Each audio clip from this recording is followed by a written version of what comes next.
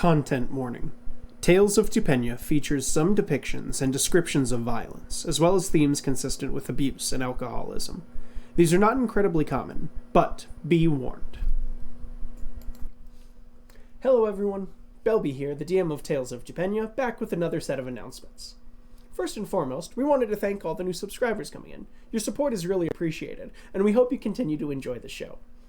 To that point, a giveaway will be occurring soon over on the Instagram of 3 t-shirts. Make sure to migrate over there and follow the page for more info on that front. Our post-game episodes of Side of Tots are still going up on the Patreon, where we chat about the show and have a few chuckles between the players. And our merch store via Threadless now carries hats, such as this one. Our second animatic is also proceeding apace. If you haven't seen the first one, check it out in our Tales of Tupenia Shorts playlist on the channel. Once again, we appreciate your support for the show. Enjoy!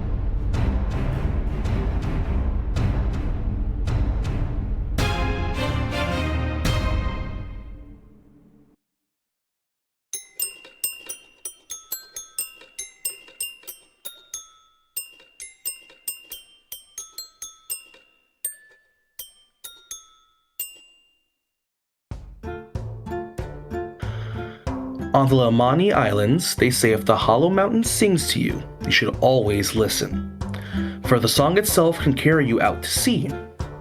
This was, of course, the one place Uprush always wanted to go. Dmitri Zephius gained the nickname Uprush from a young age, as he always displayed a surge of emotion and passion, strong enough to sweep away any who were ill-prepared for his enthusiasm. He's like an uprush of seawater when he talks, became the easiest way to describe him to seafarers, wondering why an 8-year-old might be hanging out by the docks so often. Aside from his enthusiasm regarding shipfaring, Uprush's mother helped with restocking seafaring ships that would stop by the islands, so meeting seafarers was the norm. This norm for young Uprush was shaken up when a young girl with curly hair made her way onto the island, proclaiming all the world's gold and cookies would be hers someday. From then on, Uprush and the girl nicknamed Cookie would spend their days together fantasizing about being adventurers out on the open sea. Cookie's father would take Uprush under his wing, despite the concerns of Uprush's mother. As he became a man, Uprush gained respect and camaraderie aboard the ship known as the Great White. But Uprush saw a side of the captain no one else quite recognized. Amidst an attempt to convince Cookie to leave the crew with him permanently, Uprush was accused of mutiny, shot in the chest, and left aboard a dinghy to float out at sea.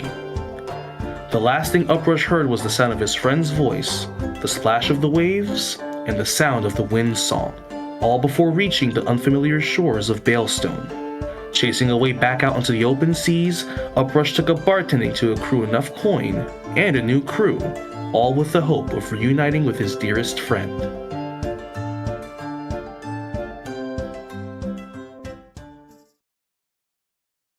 Born to seafaring merchants, Jack and Robin, hailing from Arigian and Kelcary, neither of whom were willing to give up a life on the sea. Hector grew up barely 4 years before returning to the sea for a life of adventure.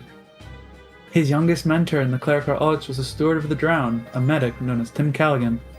Eventually, his parents' honest merchant dealings led them into conflict with a pirate crew of a fearsome captain, where Hector's parents passed away tragically, with barely enough surviving members to crew the ship into the nearest harbor. Hector's friend Tim took him in, a blessing for young Hector that quickly was dashed as he was left with a smile in the main temple of the drowned stewards. in the town of Cotton's Creek, to be raised by one Albert Sparrow, an older steward past his prime. Hector went on to become a fellow steward of the drowned, sailing the seas, protecting ships from the same fate that befell his parents. One day, a group of pirates captured him and stuck him in the upstairs closet of a seaside cottage, held prisoner for a week until the early crew of the Bearded Dragon found him. A crew that Hector has stood fiercely by ever since.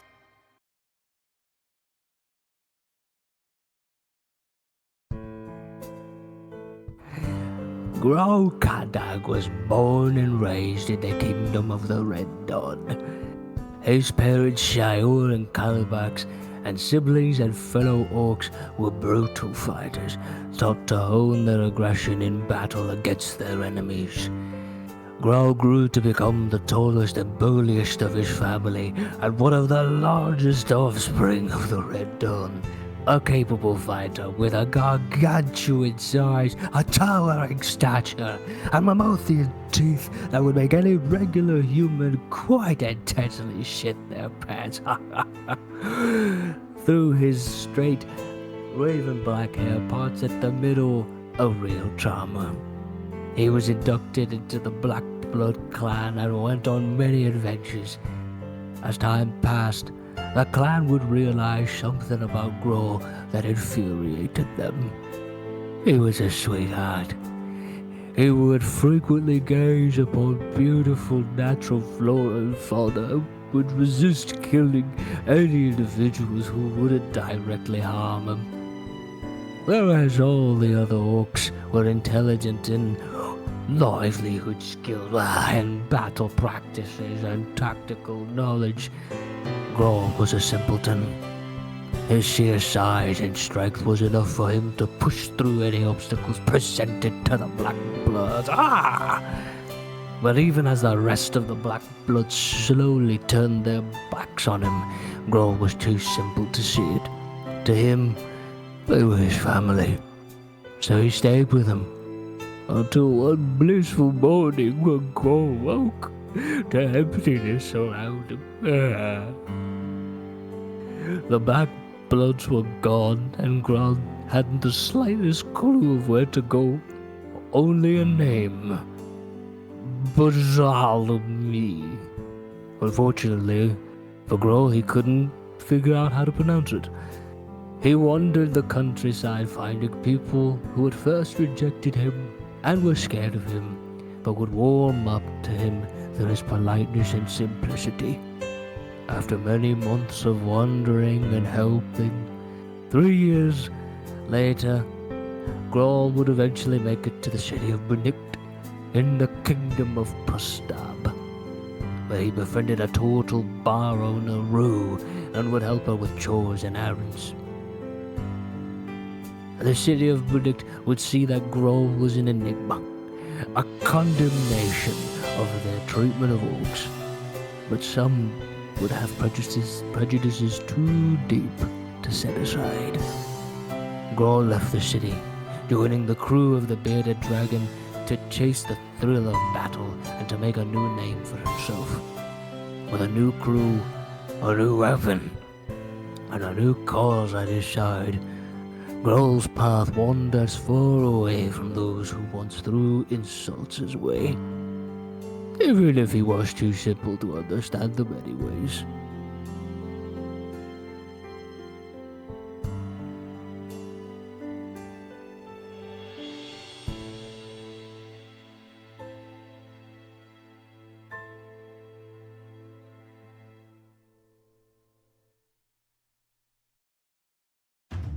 Adrian Drake was born and raised in Winterstone. Being the second son of the Admiral of the Kingdom, Adrian always lived a life of adventure and wanted to be out at sea like his father. He and his brother lived their early lives with a nanny, though Adrian snuck out multiple times into the slums, getting into trouble with his best friend Karn. Later on in his years, he was hired onto the Agalita, a trade ship with an older captain Adrian saw as second father. During one voyage at sea, an Asmer named Ariel came aboard trying to get Adrian to do a quest for his god, and would not leave until he did so. While the two were below deck in a heated argument, the Agalita was suddenly assailed by pirates, an all-out assault, which was suddenly disrupted as a bolt of lightning rent the sky, sinking the ship and all aboard it. Adrian woke up in the middle of the sea alone. At least that's what he thought until days later, a dry voice echoed through his head. The self-same voice of the Asmer he previously encountered. Drake made his slow way back to port, where he and Ariel now share the same body, though not, perhaps, the same goals.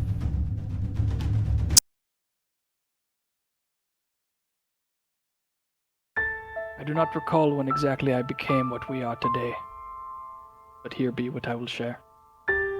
Little John Jack grew up in the slums of Smiva. Me mama telling me the stories of Klek, the devourer of the treasonous, he who swallows the liars and cheats. Never understood why nobody heeded the warnings. We couldn't even trust our leaders, those meant to protect us. Instead, the Baron took me mother from me. I found a new home in the old elf tree, and found a new family all my own. Then he took that away too. I escaped the town with nothing but my clothes, and a few friends. And me brother in all but blood, I would have followed him to the ends of the world. And I did. And we were free. But the world took that from me too. Han, my brother, he sold me out for wealth and power. Under the thumb of the Baron of Bedfellows, the very man who took everything from me, I found if you take enough from a man, you make a monster. With nothing of the little boy in me left, the fish from my mama's stories spoke to me. I thought it a mere illusion, but it delivered us to new friends and freedom. I know it take more than fables to fix the wrongs of the world. It be taken more than the blood, sweat, and tears that has already been taken.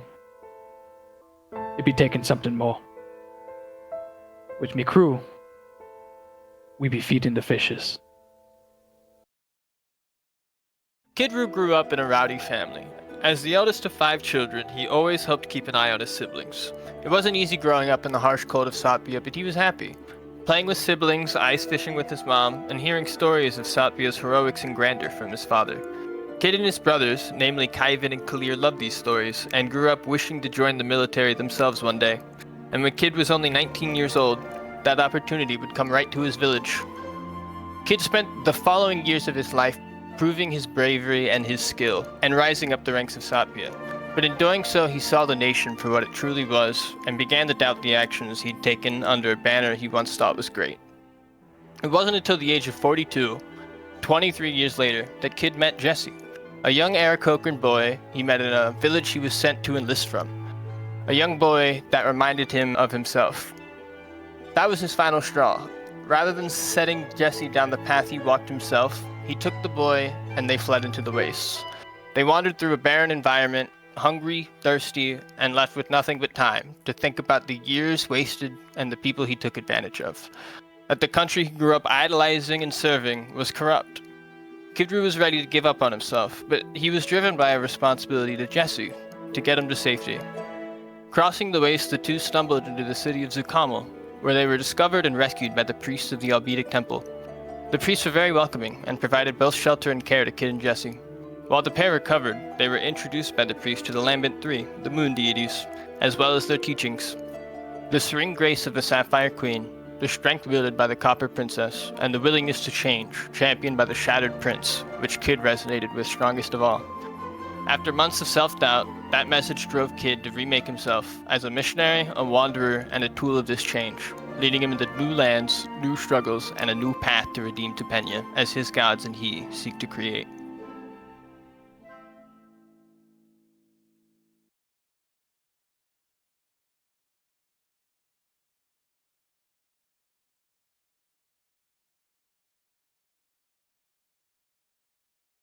Hello, and welcome back to this week's episode of Tales of Tupenia. Where last we left off, dragons. We're just gonna start by phrasing it as such. So the crew, the party, had made their way out of seeing the wreckage of to see how it had been attacked by some draconic force, not entirely plausible or notable or visual to the crew.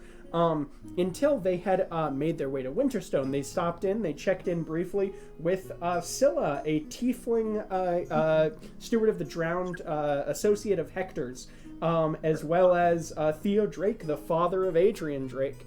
Whereupon, talking with them briefly, you guys had discovered that the pirate crew that you guys had originally set out way back when to attack and destroy and dismantle, are now going by the new name of the No-Name Pirates. And in fact, well, not by their own decision, but by basically just everyone else calling them that and them going, you know what, fuck it.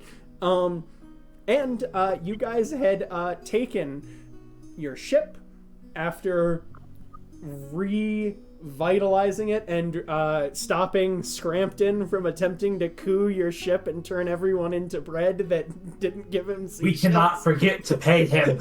he did. Not again. He turned multiple people into seashells. And after, rejoining the crew, you left behind Barracks and Lenaxus as well as Sir Venable to spread the stories of Cirrus Chem, of Igremesh, to speak to the populace and get this sort of story going. After a couple of days at sea, you ran into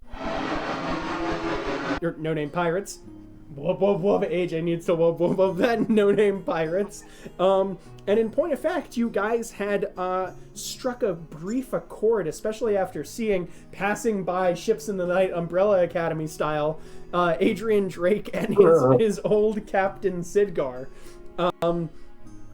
You guys talked briefly with the Furbolg captain Kershone, who you guys sort of struck a brief accord that in return for helping them recover a lost sort of magical item that they were rather vague about deliberately, that you guys would be, that they would help you in getting back your stolen members of your allies, of Koki, Uprush's friend since childhood, as well as Blackwell Karn, the friend of Adrian Drake. After having a brief talk, in the midst of your travel, Kid Roo spotted vaguely off in the distance a little tiny black speck that started sending messages to him. Whereupon Kid Roo immediately whacked Hector on the head. Wake up, Mr. Telephone. And with a series of incredibly good rolls. I think there was a 30 on one of the persuasion checks at one point, if I recall correctly. You saw flying down from the sky a gigantic for what is a child, Astronox, this purple son of Voldan, who talked to you guys and said that he was worried about the mean people that stole from his dad, and that they had sent a secondary ship off towards Sisa, that he would meet you guys there in the coming days. And we left off with Jesse, who was brought outside to see this, Kid Roo's adoptive son, turning to Kid Roo and going, "What the fuck?" And Uprush also going, "What the fuck?" And that is where we leave off.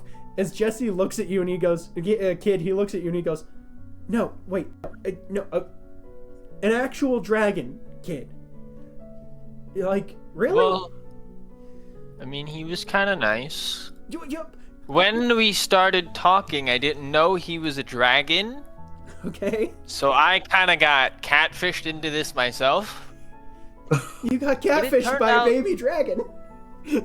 Exactly. I would never have expected it. Jesus. He's just gonna take a look at you and just go, I take personal offense at this usage. Yeah. Well, it's if John Jack doesn't say that aloud, he's just gonna take a look and he's gonna stare at Kid Roo and he's just gonna go, I know I'm gonna trust you because you trust me, and I trust you, and whatever, but... To be clear, I don't know that this is a good idea in any way at all. However, I'm willing to admit that it has the potential to be. Yeah. That's all I'm asking you to do. Yeah, I get. Roll a persuasion check here. Would I still have my blessing? Probably. It's a 10-minute effect. Which one? You used bless before? It's the Channel Divinity Emissary of Peace. Oh, when I was talking to the yeah. All right, a 22. 22. Yeah, he's gonna look at you, and he's just gonna go. You're gonna watch his.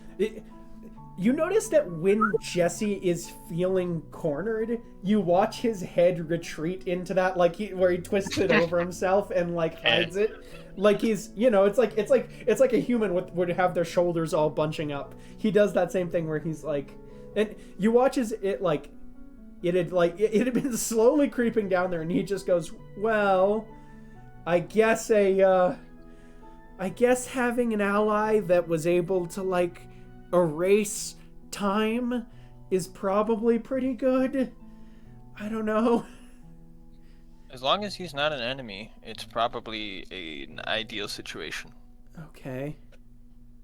And you guys all are cool with this? She's just gonna turn and look at the party. Survival is as survival does. That was the first lesson I learned on the sea. Oh. Okay with it? Relative term. Oh, I think I'm gonna have a heart attack. To be fair, I often talk to people I am not supposed to talk to and leave the whole crew to just deal with it, so honestly, this seems fair. It's like you guys never learned stranger danger. I am the stranger. That is the danger. For this crew. Wait, actually, we are the stranger danger, dude. Yeah. Jean-Jacques with his weird, creepy hat with the little teeth sticking into his skull and going up, and the gigantic trench coat and the catfish banjo. You are. Goes and talking to people and going, you remember the stories of old Iptaroon. You remember the fish. Remember the stories of old Iptaroon. Here, listen to my tune. Ding ding ding ding ding ding ding ding ding ding ding ding. You fit the bill. What was I thinking? You're gonna watch this. I'm a 22-year-old with the depression of a 45-year-old sailor.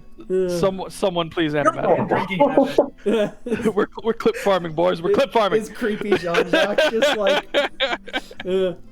You watch the rest of the crew just sort of like Archie. You watch Archie just who had brought back that giant barrel of fish for him to snack on. Like he's picked it up and he appears to be sort of hugging the barrel of fish as like a defense mechanism, like a comfort mechanism. It isn't just hugging the barrel and going, right. Well, the next time that you'll be inviting a dragon aboard our ship, please give me at least a little bit of heads up. I'm, that's, It's a lot of excitement. Yeah, he goes, I've been a lifelong fisherman. That'd be the strangest thing I've ever seen land aboard a ship. Ever. And just, slowly turns away with the barrel and just starts walking away. Okay. Well, now that Archie's heart has almost exploded. You should rest for the day. Yeah, I think I'm gonna go take a fat nap. Wonderful. Does everyone else sort of filters off towards there? This is probably late afternoon at this point. Because I believe Kid had been watching out through the day. If it's not, time exists. DM magical woo fingers. Yeah, if everyone sort of does everyone sort of scatter off to go take a nap at this point then? Approach definitely once. I want to check in with Ahura. Oh sure, go ahead. If I can. Yeah. I'm gonna ask her if she remembers anything about Joey. Joey. What happened to him? Yeah, as you sort of walk up to her, she's been chilling. She had been sort of like, effectively, I think Hector was the crow's nest on one of the ships, was the lookout. Uhura had been sort of taken up that position on the other ship just by virtue of like, this is the farthest I can be away from people. And so you sort of walk up to her, and she's like, she's currently just like, basically it looks like she's like shelling pistachios and throwing the shells down to see which of the triplets she can start a fight with. And so she's very slowly just like chucking down pistachio shells. Troublemaker. Okay. You eating those? Well, yeah, I mean, the nuts, but I tell you, it's very easy to piss. She points down at what appears to be Nad, and she goes, it's very easy to piss him off. I don't think he gets along with the other two of them, like, at all. Here, pass me some. Yeah, she passes it over, and just, as you guys are, like, sitting there shelling and eating pistachio shells, she goes, so, what's up? I throw it to Nad. You want to let's do attack roll. Unless yeah, attack roll. Unless you can persuade me. Of Attack roll. Attack roll. Yeah. I heard attack roll. like, what's that? What does attack have to do with this? I'm doing this myself. Not that cowardly. Damn. Yeah. This would be I assume I'm not proficient in pistachio shells. No. Wait a second. Wait. 18. You watch as you aim pretty well, and you like navigate the wind. You watch as the wind blows for a second. You throw it and it out and then back into and like flies off, tags him right in the right shoulder, and you watch him turn to to Clarion, who's next to him, and he goes, why are you fucking with me? Well, you've been fucking with me all day. I'm fucking tired of it. You've been doing this since we were kids. And clocks.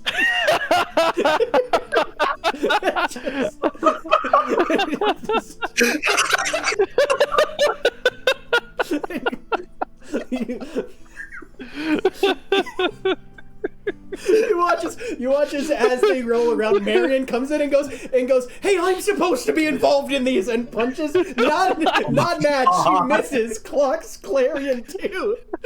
Oh my god! Them just rolling around on the floor. It's so funny. It's the he slowly winds himself up more as he continues talking. That makes it so funny. He's just so he's got maybe not a short fuse, but a very quick fuse. It goes. For the second, it lights up. It's like, why are you fucking with me? You've been doing this shit all day. Uhura just like looks at you, Jean-Jacques, and goes, "Yeah, nice shot." I mean, what I was able to, but earlier it seemed like I was just sort of able to get them like irritated at each other, like just a little bit. But it was one of those where it was like, maybe it's just like, like that kid in class who pokes you in the back of the head every so often. I think you were the final catalyst here. Straw at the camel's back. So what's up? Speaking of friends that are probably not moral to annoy. Yeah. Oh man, remember when we'd bug Joey? Yeah. You think we're going to the Sentinel for that? Well, I know I am at this point, but that's sort of just but that's different. That's different. Like as one of them, yeah. I don't know. It depends. Would you? Well, she cocks her eye grin at you, and she goes, "Well, I mean, you're, the fish. That might be considered betrayal. He might eat you, and you're done." Yeah, maybe. But man, it'd make for an amazing story. Yeah. It's just, man, I got ate by my own god. Why? Because you kept tripping him when he wasn't paying attention. Right? Yeah. No, probably. Yeah, Joey took it. He took it pretty well, all things considered. Yeah. He was always hard to rattle. Well, he got blinded by a horse when he was 4. Yeah. I think it's hard to rattle him. Yeah. It's hard to rattle him in general, you know? Especially now. Yeah. Jesus fucking Christ! Whoa! I wouldn't mess with him now. Yeah. I mean, yeah, that to be fair, I missed a little bit of the bit in the middle there while he was really getting to display those skills. But Yeah. you watch her face What happened sort of to- sour just for a second. Yeah. What do you think happened to him? You think they got him? Oh, right now? I mean, I think he's okay. I think once you guys got him back, I mean, from what I could tell where I was in the hole, I saw Joey at one point and then not Joey and then Brioni. So I'm assuming you guys probably. So you think they didn't get him? Who? Well, I assumed you just returned him to Brioni. Do you not know what happened? They found him in the room with the Time out. DM information. Joey was fine. Yeah. When you found him there, So Joey's confirmed fine, not Confirmed- affected by the Jews. confirmed fine. Perfectly good. You did a medicine check. There was nothing on him. he was Okay. good. Okay. I was still like, I'm still like a little nervous Oh, about okay. it. You're a little Because like I don't know how far, how much, Okay. of, like if he got any of it, or if like, because he seemed a little out of it. I don't know if it was something they gave him before. This could or if play it was it. as Jean-Jacques paranoia. So if that Uhura Yeah. looks at him and just goes, Yeah, I don't remember know. being initially confirmed, but I think Cirrus Chem might have like threw me off or something. Yeah. I don't remember what happened. She's gonna just stare at you. But I'm and then still like a go, little like. Did you hear something that I didn't? That's why I'm asking you. I assumed you knew more than me. Both of you just stare at each other. Just eyebrow raised on each end, and she goes, God, I got it. At some point, I gotta talk to Brioni about like what. Well, I mean, I guess to be fair, the despotate probably caused a lot of our paranoia. But I gotta ask her about what happened with your paranoia specifically. Yeah, I'm not ready for that trauma dump, and I just crawl out of the GoPro's desk. Like, nah, later. You feel the sense. I take like one last pistachio out. Yeah, I chuck it at her. Go down. Oh, okay. I was about to say you feel one hit you in the back of the head, and you watch as you. She got me first. You're staring at each other, just initiatives. It's Okay. same that, man. That's 2 things off my to-do list. Ask her if she remembers anything about Joey's status. Yeah. Check in with Brioni about Joey. Yeah. Sunjuck, make a dexterity Yeah. saving throw. Oh no. Oh. I'm about to taste the deck. Oh, I'm about to eat shit deck. Okay. Actually, 6. I'm rolling pretty good today, actually. Yeah. 19. Okay, you are able to. Yeah. You hear just barely before you guys trade the 1 and 2 pistachio shells back and forth, and you hear the sounds of a crackle for a second before you. And this is a key, and you watch as the bag comes flying down towards you, and you duck out of the way. Does it open up when it lands? Oh yeah, 1000%. And pistachios all Damn across it. the deck. Yeah. When I get to the bottom, I just start picking up pistachio. Like, I'm keeping these. Wonderful. All right. I love Does pistachios. anyone else have anything before they go to sleep? That's all. Wonderful. As you all bed down to sleep, first thing in the morning, uprush, you hear a message in your head. And you hear, from the other ship, actually, you hear, right, other captain, I don't believe I had the pleasure of making your acquaintance yet. My crew informed me it was probably relevant to let you know that we have a prisoner from the crew that you said you were in knowledge of. You might want to talk to him. Something.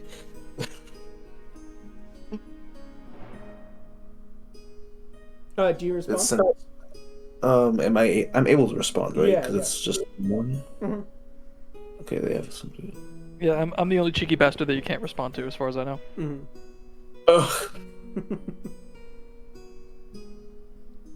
Yeah, because message and sending both allow responses, I think. It's I'm not sure 25 what words? message is. Wait, Yeah, is this 25 Endings, words. 25. 25 words? Okay. Let's see.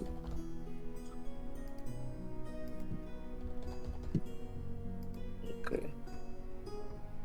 The name's Captain Uprush. Okay. I guess I should technically say Admiral. I guess, formality's sake, I guess. Admiral? Well, no. I don't know if it feels right saying Admiral. I'll just do Captain. There's Captain Uprush. I can be on, or rather, we can pay a visit to the ship after breakfast. Okay. Priorities, Captain. Wonderful. All right. So as you sort of Gotta eat. as you guys sort of sit down to breakfast, no fish in that bucket remain. There are still a little bit extra that you notice that Archie wheels out from a secondary bucket, and he just goes, "We should probably try and get through these as quick as possible." You said, Jean-Jacques, you said you needed the weird tubers for your thingy, right? I shouldn't be using none of them for the time being. Yes. Okay. Yeah, I okay. need those. All right. Wanted to make sure, just because, like I said, occasionally being able to see things came in handy, but we didn't use them too often. To be honest, I wasn't entirely certain what with the other cook there, Vicaloo, been. Speaking of, thank you for having a word with him. I appreciate it. He ain't been fucking with me food anymore. It's done me good. But he seemed a little off. Obviously, Scrampton don't want to be giving him anything that makes him see weirder shit than whatever he must already be seeing. So we've been avoiding him anyways, but still, thank you. And so you guys all sit down to have a nice sort of breakfast. You have basically effectively he makes little fish pop'ems like chicken nuggets or something like that you guys can have for breakfast. He makes a little a honey glaze, yeah, and a little bit of toast. Also, speaking of, did you guys end up I know we briefly discussed at one point you guys planting something on the ship. Did you guys ever end up planting something on the ship? Yes, I don't remember what we planted. It might have been off the top of my head, I would think citrus or something? It wasn't the hearthwood seeds, was it? I would have loved to, so. but I don't think so. Okay, alright. I just wanted to make sure. I was it might have been just little doodads. I remember us planting something. I don't remember what. Yeah. I don't remember either. Did the crew take good care of the plants, whatever they are? You basically unless we can find the video, because I think that was pre-recording. Yeah, you basically notice that up on the top deck that there's what appears to be a collection of small green sprouts that are about maybe 2 feet high at this point. They've been slowly growing, so. Well, good for them. Yeah. Nice. Yeah. Wonderful. So, you guys all finish up your dinner or your breakfast, unless let's see, Uprush. Did you? Oh wait. Sorry, I didn't want to skip through it. Did you have something, Kidru? No, I just said whoa because we went from breakfast to dinner. Breakfast to dinner. Breakfast to dinner. Time. I mean, I said after breakfast. I didn't say when after breakfast. Yeah. Yeah. Well, actually, so does Uprush bring this up with the crew at the breakfast then? Yeah. Yes, he will. Says, okay. Gotta make our way over to the ship again. I'd like to have a couple people go with me. Just in case they're lying about something important. There may or may not be an old friend. Or something less in their brig. How many people do you want to go?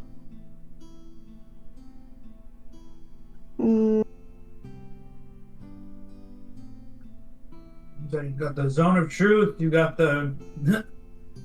I'm good with reading people. I could send a minion and insight through him. I got a Didn't they catch you nice- last time? We don't have to hide it because we're not doing a one-way. If I'm just okay. listening, yeah, Well, that's fine. just, I was could just hide you it, know. hide it better. Just have him stick in the clothes. He didn't have to pop out. I just wanted to get a better view and kind of pushed it, I guess. Hey, that's fine. I was just worried. You can just flop it on my shoulder. Theoretically, he could be invisible in clothing and still not be visible because he's behind the clothing, unless he got X-ray, X-ray detect magic kind of stuff. It's in my jacket. Yeah. Yeah, I'll have Toe. Have Toe tag Alright. along, unless you want John Jack with you as well. Nah, I'll meet him on the ship. Hector, Rue. Or rather, or Kid. Do you prefer Rue or Kid? I mean, either. I don't know. I think you guys. Rue sounded very official. That was like a moment. Rue, Hector, Rue, like, oh, okay, oh, yes, sir. Alright. Alright. Is it Okay, just us two? fine. That's fine. Just you two. Because Asian gotta keep track of the other ship. Yeah, that's true. Drake is the captain of the other one. Speaking of, give me a Drake RAL roll, Travis. Okay. Let me get in the thing. 11. 11. Okay, and we are on the 15th. So that will be a fail. Yesterday you were Drake, so today you will be RAL. This will be the 16th. Oh, my bestie. Wonderful.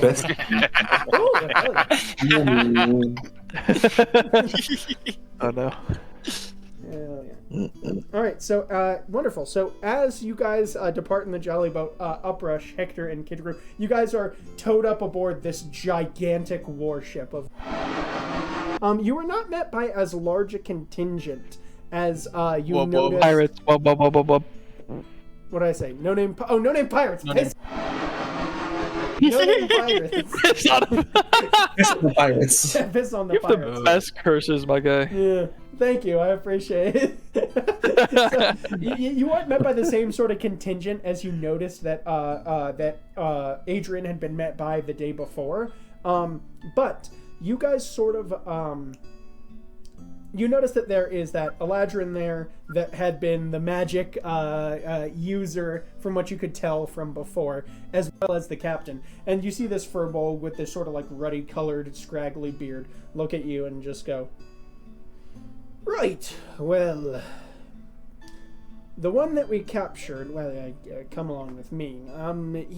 We noticed that there was a Eric Cochran that was attempting to be part of, to blend in with our crew. I think he said his name was Baxar. He didn't get very far. We imagine that he was some sort of informant for the other captain, trying to get whatever sort of info he could on us. But he's refused to tell us pretty much anything. Yeah, we just assume. So, being as how the other one that came over here said you knew that crew, thought it might be helpful to see what you could get. If it's who I think it is, I'll try my best. Wonderful. And he sort of leads you guys off to the bridge. Insight checks on the party here for sure. Yeah. Got it. Hey, don't bounce it off like that. Jesus. 17. 17. Okay, and this is from Tack, who's invisible on his back. It's Toe. Yeah. Toe, right. Toe. I'm listening through Toe. Yes. Okay. Man, what I got it. 7. 7. Toe's probably in my clothes because I both have magic and already glow. Yeah. Yes. That's valid. Like Good you're good tactical suggestion. Yeah. or hiding him basically. Okay, so what was that from Yeah. Hector and Uprush? 22. 22 and Uprush? 16. 16. Okay, so that would be Hector then. Only well, and Toe can hear you. You're listening through, and you're like, Yeah. It's you're. armor. it doesn't really seem like there's anything too off about it. You know, this dude speaks with sort of a wavery cadence anyways, so it's a little hard to get the gist of whether he is taking... It's hard I get no body language. Yeah. I'm just listening. Yeah. So you're just listening. Hector, with that, yeah, you're keyed in on this guy. You think that he might be... You don't think he's lying in this circumstance, but you're picking up that sort of cadence thing as well. You think that he is using the cadence as a way to... By having weird cadence, it's hard to tell if he's lying, because that's not the normal pattern of speech that people use, right? Like, but you key in on that. With a 22, you're like, oh, okay, I know exactly what that fucker's doing. I'm in on it. But you don't think he's lying in this circumstance. Is there any hidden messages with Thieves' Cant? Ooh, I mean, it's not something you do on accident. yeah, not that you'd hear. Yeah. He's not, there's no hidden messages in there? No. Yeah. Okay, so you Weird guys... speech pattern, kind of, you know. You guys make your way below decks, and there is, in fact, uprushes. You guys make your way down to the brig. There is a large cormorant Aarakocra with big old wings sticking out from behind his back. And as he looks over, you see him cock his head. Well,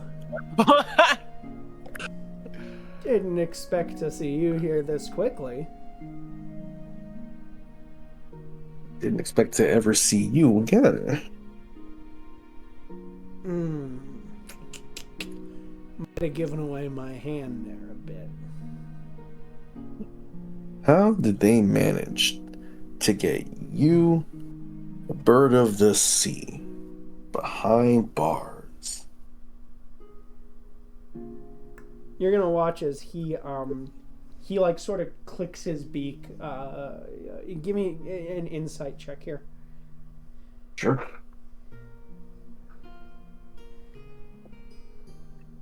12. Just sort of general frustration. You've seen him do this before. He just sort of like, and he goes, I was too slow on the draw.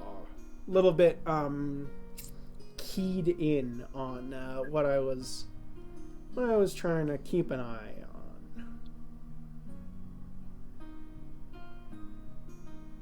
Interesting. Especially for you. Yeah. So tell me, because this was not something that young Miss Cookie was able to tell us. How did you get out of there?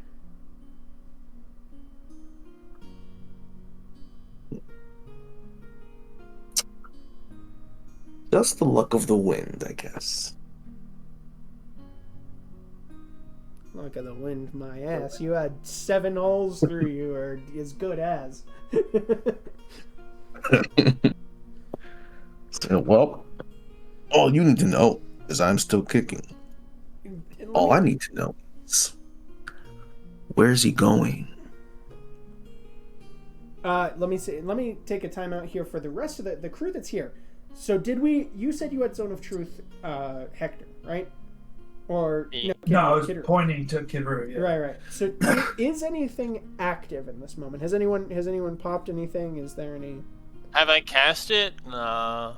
Okay. So he hasn't. No, I'm just musing at our admiral actually having beef with someone. It's nice. Yeah. I'm curious. Yeah. His golden retriever era is over, and I'm here for it. I would like to gesture for either Joe or Rue to use one of their spells, like. Okay, yeah, I was waiting for him to. I'll cast it then. Zone of Truth is fine. So what was the question you asked? Remind me. Cast Where's fireball he instead. going? Oh, where's he going? As in, where's the captain? Yeah. He's gonna go.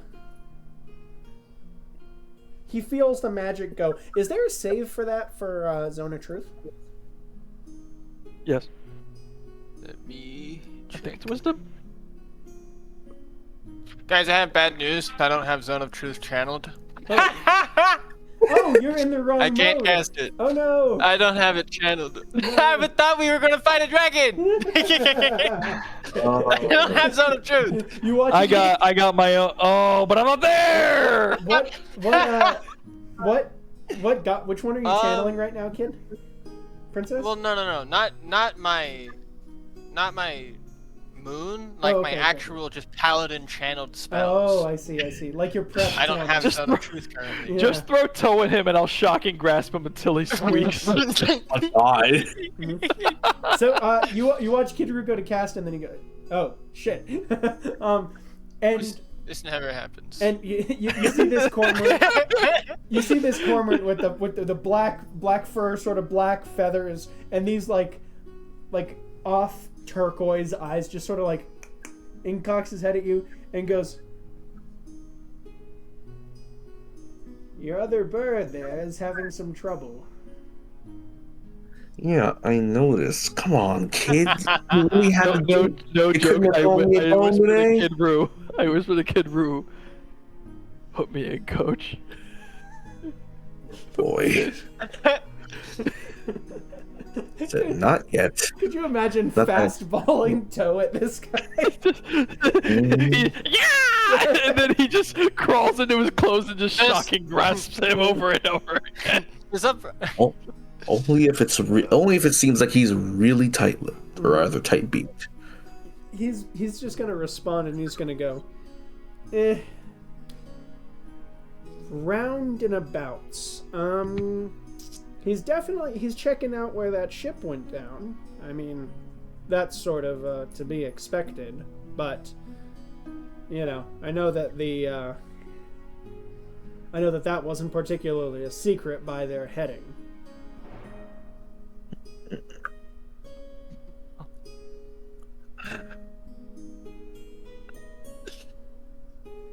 Of course. Okay, what was his name again? What was his name you gave him? Baxar.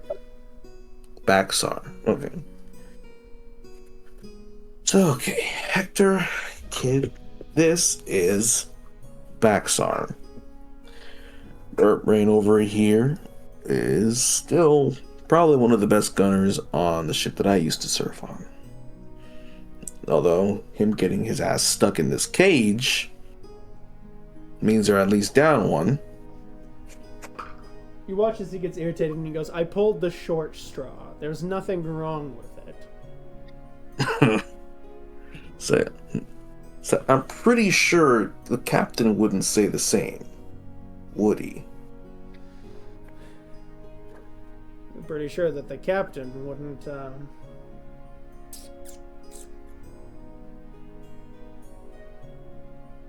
The captain doesn't really take things going poorly very well anyways. You watch as he sort of cocks his head at you and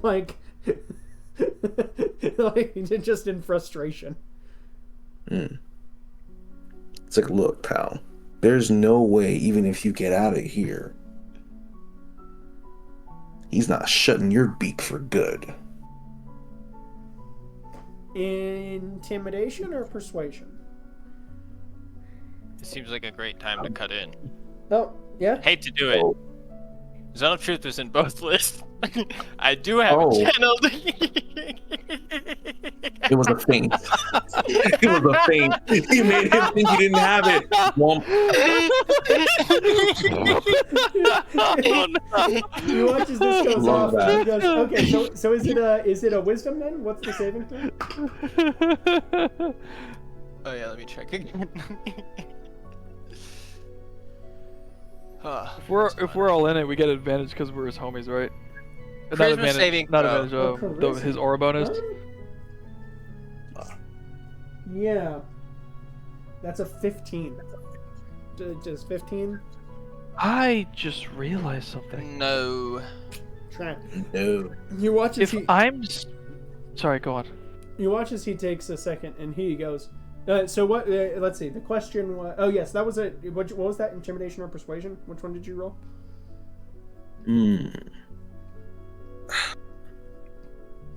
That's a good question. I have to think about what his philosophy is in this exact moment. So on one hand, this is kind of an old ally. And approach isn't really about using people like that. But on the other hand, persuasion. We have a plan B already. Come on. Okay, yeah, it can be persuasion because you can persuade and then intimidate, but you can't intimidate and then persuade. Sure. Yeah. Okay. So then, what was the roll? That's a good point, actually. Yeah, solid. Yeah, because like once somebody like has already stood their ground against you like that, they're not gonna want to cooperate. Sure. But if you try to good cop, convince bad cop. them, If it's someone else. I mean, yeah, we can good cop, bad cop it. Fellow bird. Hey. You'd be the good cop in this situation, ideally. What was the roll? Probably. Persuasion. What do I have on? Shit. Kid I ruined can't- Zappy I'm Bug not bad kidding. cop. 19. That's Okay. crazy. So he takes a second, and he goes. You watch him like. He turns his head to the side and he gives you one of the single eye stares for like that, which dead on focus. You've dealt with Bagzar enough times. He is like dead on focus at you, and he just goes, "Let's cut the shit here." So what you're offering me, and like it doesn't seem upset. Just says, he just goes, "Let's cut the shit here." What you're offering me is that I get out of this alive if I dish on what's going on with Captain Spiral. You got it. I got strong allies. I believe that you believe that.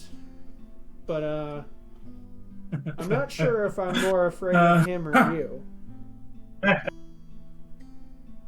He's actually like laughing a little Yeah, bit. okay. At that point, like Hector actually chuckles a little bit. Like I don't know who. And then this is what he'll actually say: is like, there are a lot of powerful people on the seas, but we have nations. And that's okay. And Zone of Truth is on, so he feels that. So he feels that. And I submit to it. Like, Yeah. And he goes, which only I have Drew a I have a knows. mechanical question regarding that. Yes. Actually, that was my earlier because interjection. yes, whether Toe is here If and I- your consciousness is there. Right? Mm. Yeah. I think so because It's a workaround. I would say that you're still, because you mentally are Mentally present under within contract. that. Right. Okay, so the workaround would be Zone of Truth, then pop in. Yes. Yeah. We have early the edge of it. There's a lot going on there. I have to plan. Okay, when he says this Yeah. keyword, then I pop in. Yes. But I'm just curious Yeah. mechanically. Yeah. I think as long as Yeah. Toe is I do not actually present try to during- resist it because all that I imagine the only person that could figure out whether or not I Sure. passed it would be Kid. So I'm just gonna go ahead and try to Sure. save against it. Do I get Kid Rue's bonus? What is that? Plus what? You're not next to me.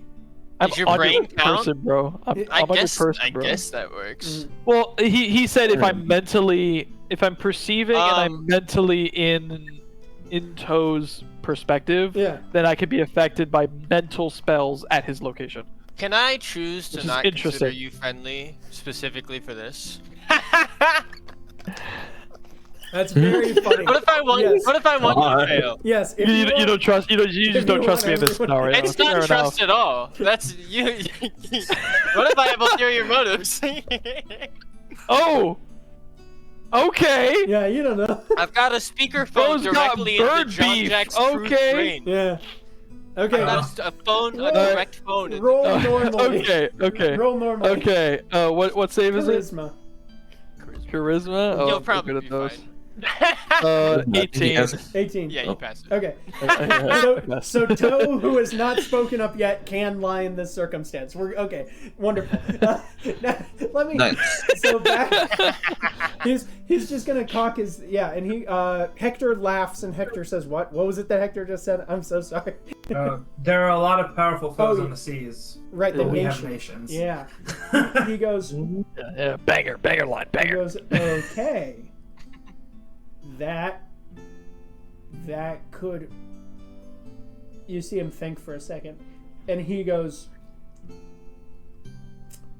He's gonna just square an eye at Uprush, and he's gonna go, pardon and title in exchange for full and complete information. Title. Well, maybe not title. Sorry, land. Land. He thinks we have land? Hey, let him think whatever. You're I might whisper that in just enough for Kid Roo to hear it. Title, we're broke as shit. I mean, we're not, but like, in terms of that, Yeah. we're broke as shit. With a natural 20, he hears that shit, but he takes a second and he just goes, you said you know nations. Oh. Top Fair enough. one. Pardon and land. Oh. All Ooh, right. this one's got good hearing. All right, then hear this. We are capable of things you can't even possibly shit. imagine. Screw the nations. That's We insane. topple those for Here's fun. the nat 20, and then he sees the weird little dude peeking his head out. We the topple those closet, for fun. Yeah.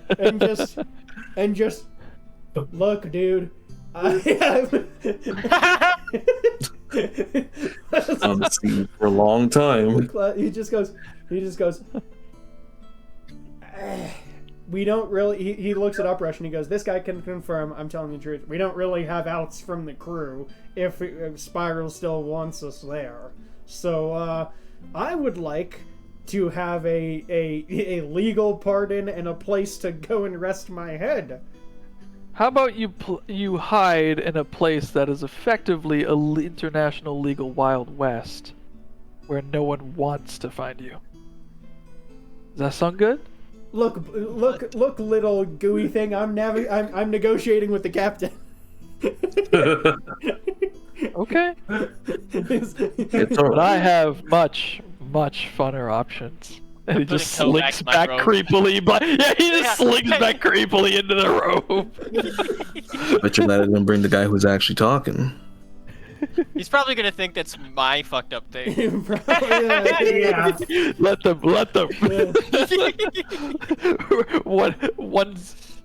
one 5x5 space, and we're performing good cop, bad cop. Apparently, wow. Apparently, he just takes that look at Uprush and just goes, reasonable. All right, old bird. I guess you have to roost eventually, right? Wonderful. He's gonna. Full information, full pardon. He'll put his taloned hand through the bars and give it a shake on it, and he goes, "Okay, so, I'm assuming you have some of the information already, just by virtue of you showing up here with them and them not killing you, right?" Sure, but let's start from the beginning just in case. Okay. What, you want to know how we got here? What do you... How'd you get here? What was Spiral Can I up ask a to? question? Where's he going? Yeah. Really? He looks at the other. He takes a look at the other Aarakocra in there and goes, "Oh yeah. Go ahead. Go ahead. Landlocked." Ouch! How'd this guy get shot? Oh, Uprush? Oh, Me? 7 times apparently. yeah. Straight up, just issue with our previous captain. I don't want to. It's his business. He can, if he hasn't told you yet, I assume that he can tell you whatever he needs to. But issue with our previous captain that resulted in a swift and violent departure from the team. Yeah, that's one way Okay. of putting it. Yeah. Looks back at Uprush. So,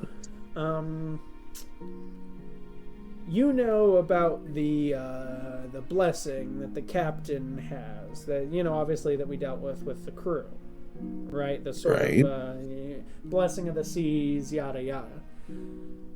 Mm-hmm. Number of months back, briefly after, well, probably briefly before you left the crew, actually. I just imagine he didn't bring it up. Captain started having some odd dreams, telling him about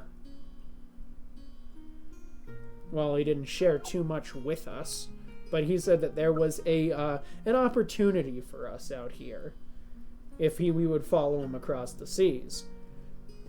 Naturally. What else? Huh? Yeah, what else is new? What else is new? And naturally, we couldn't really refuse.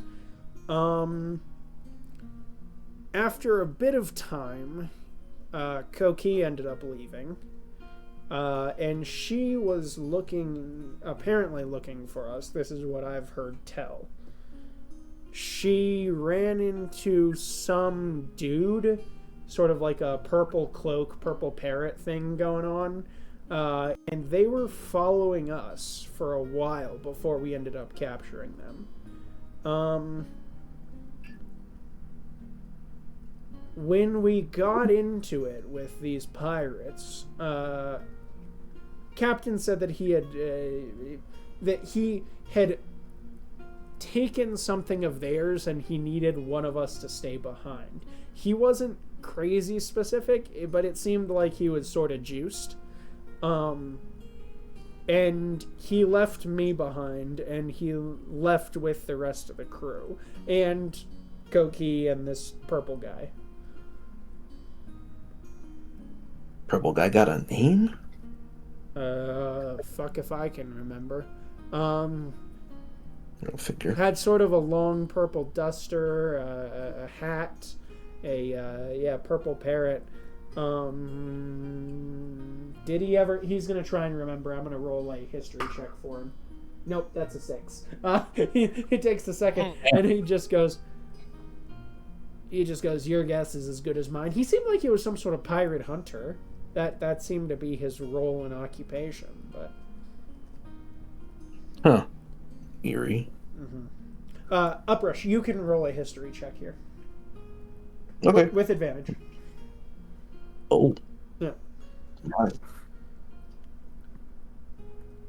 Oh, please roll higher than that. Oh, thank God. Not that much better. 11. That's Drake's friend. The Blackwell Carton. The one that you guys were talking about the other day. Yeah. Oh, okay. Yeah. Right. So he takes so he goes, anyway, he departed with them. He left me behind. He wanted me basically to report on any findings that I had of these guys. And you hear from down the hallway where you hadn't clocked that there was around the corner. You hear a, ha! I knew it. Apparently with a high fucking stealth roll, you guys look down there and Kershon has been like sitting at the end of the hallway this whole fucking time. Oh. In Visito, beelines for his ass. For Kershon? You just... Yes. Okay. Beelines. Oh, he's crawling into his boot. Oh, you're trying to follow him? Fuck yeah. Okay, cool. Roll a stealth check with advantage. Yep. Yeah, and he's not really paying attention. So Nat 20. And with perception with disadvantage, that entirely misses. What's the other one? I'll do it. Okay, there's 14 plus things, but Nat 20. Yeah. Nat 20, what's the, I think it's a +5 yeah, for the you beat buggers. him. He had disadvantage. He didn't roll very high. So, yeah, you're swirling into his boot as, he, like, changes forms to a caterpillar or something, I'm assuming? Like something... Yeah, like whatever... Yeah, thin, small, just whoop, okay, cool. Goes right in. Wonderful. You have bugged Kershon. Toe is in tow, hanging out by his toe. Yeah, you have now bugged Kershon. Wonderful. So as he hears that, he just looks over, and Baxar goes, "We'd appreciate some privacy." And Kershon from down the hall goes, "No fucking way you're getting that." Anyway, he turns to you and he like sort of like raises his eye like, "Should I continue, Uprush?" I mean, I can't afford discrepancy at this point. Okay, wonderful. So he is going to, he's going to go, fair enough. So he told us that he was taking off for, there was the location that, I guess there was some ship that crashed a number of years ago that had been struck by lightning. Captain said there might be something important there, that there was some, I assume that it was one of his dreams that was sending him that way. I don't know how much I should be trusting them, but also to be fair, he does seem like he's better off than he was before. So whatever he's doing, it seems to be working. He sort of like he shrugs his shoulders and his wings and just goes, whatever it does, it seemed to be working. But he said that when he knew that, when he got wind that you were still behind us, he said that he was going to be waiting there until you guys caught up with which, I don't know what that's about. I'm not gonna lie. Maybe he just wants to kill you. I have no clue. Maybe he wants... He didn't seem like he was upset, but also, you know, the captain. It's kind of hard to tell. Right. Probably just an ambush. Finished the job that he thought he'd finished months ago. Fair enough. Right.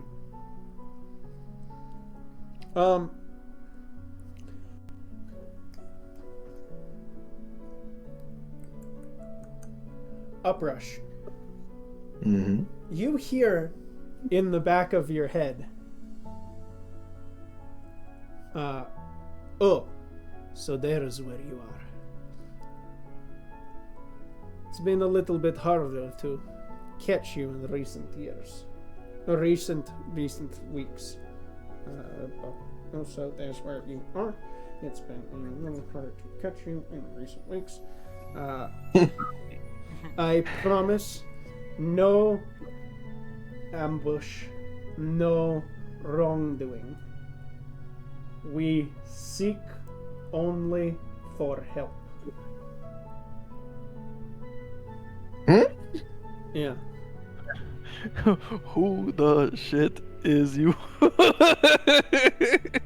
Well, I know this voice, right? Yeah. Oh no. This is Captain Spar. You can insight check him if you want. I mean, it's harder through message or through sending, but you can give an insight check here. Known the man for too long, not to know what he's trying to say. But I should know his voice patterns. I should know. But like, if he's lying, I should be able to pick up at least a little. You can do advantage. Oh, cool. I love advantage. I'll give that a go. I don't know if this has ever come up, but when you do sending, can the people around you hear you? It depends. You don't have to. You can do it in your head, but okay. I think most of the untrained do just say it aloud. You know what I mean? Yeah. Like. Right. That would make a lot of sense. Yeah. So you say insight, right? Yeah. You speak 21. 21. He seems to be telling the truth.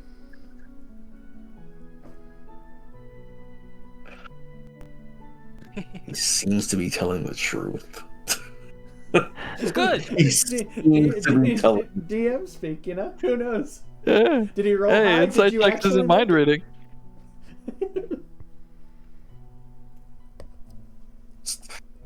Yeah, trust your gut.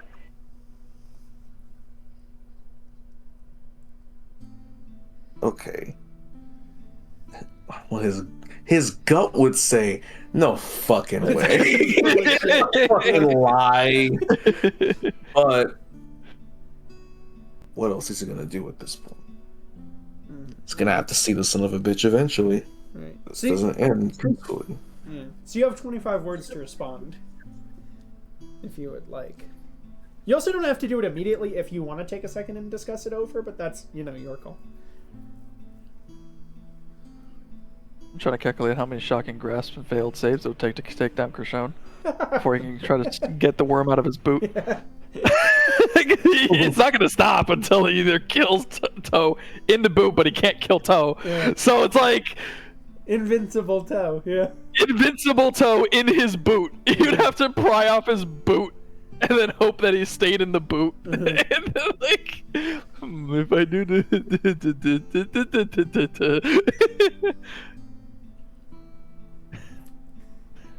Okay.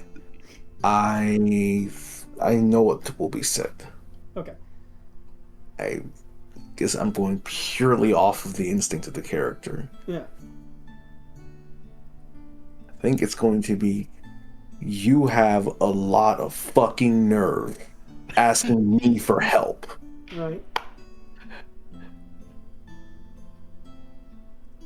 You give me your location, and I'll consider it on the way there.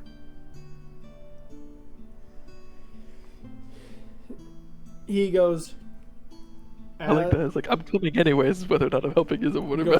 As Baxar said, we await you at the Algalita. We have your friends.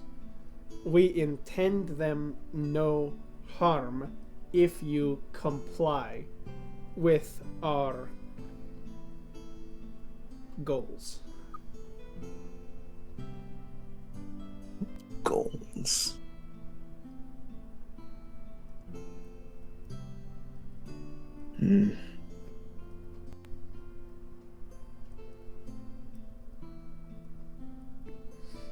Austin's becoming the very cliche he wished to destroy.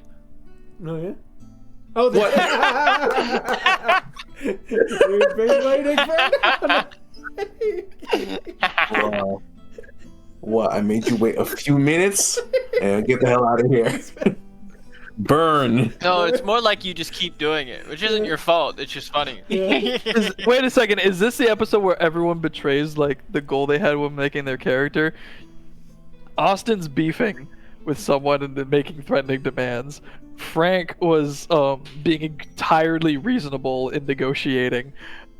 Kid Roo the dragon. was beefing with someone, and I'm playing a gimmicked power gamer who's currently ready to fry someone with exuberant amounts of damage. Yeah. What is happening? To us. It's The Algalita's corrupting us. Yes, We're yes. becoming Character development. everything we've sought to destroy. Character Travis, quick, development. monologue. Alright, so what was We it? just see Travis the monologue and we're set. Yeah. Everyone has I would betrayed die. themselves. So what was what's the sending there, Uprush? The question. Still angry, but Is the middle finger emoji like a viable word for the sending spell? Middle finger emoji. Is what Uprush is going to send? Check out the Tales of Tupenia t-shirt in the check out our Speaking shirt. of that, while he's thinking, let's plug it live. Look at live rather No, than we do It finally happened. Patreon. I swear, eventually, this is the day. This is the character arc. This is my growth. Is remembering to plug things during the episode. Now you're betraying yourself. All we need is the Travis monologue. Let's go. All we need is the Travis monologue. Travis walking, friends, Romans, countrymen. Oh, a new shirt has dropped. Yes. Dropped. The rare and powerful Travis monologue.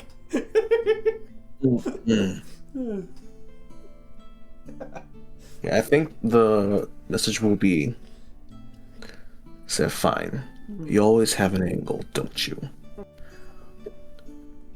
You gonna pass on these goals now, or do I have to wait to see your face in person? In person. Okay, so I think that's 22. I think we're good. You're actually gonna Keep him talking. He's blowing spell slots. Let's go see him today. You're actually gonna hear from down the hallway. You're gonna hear. Am I right in hearing that you're negotiating with the bastard? Put me in, coach. Put me in, coach. Just let me do my damn job for 1 second.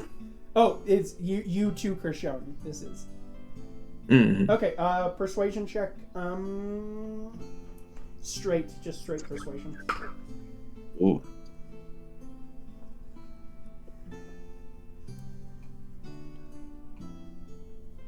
Okay, that's a 22. 22. Okay.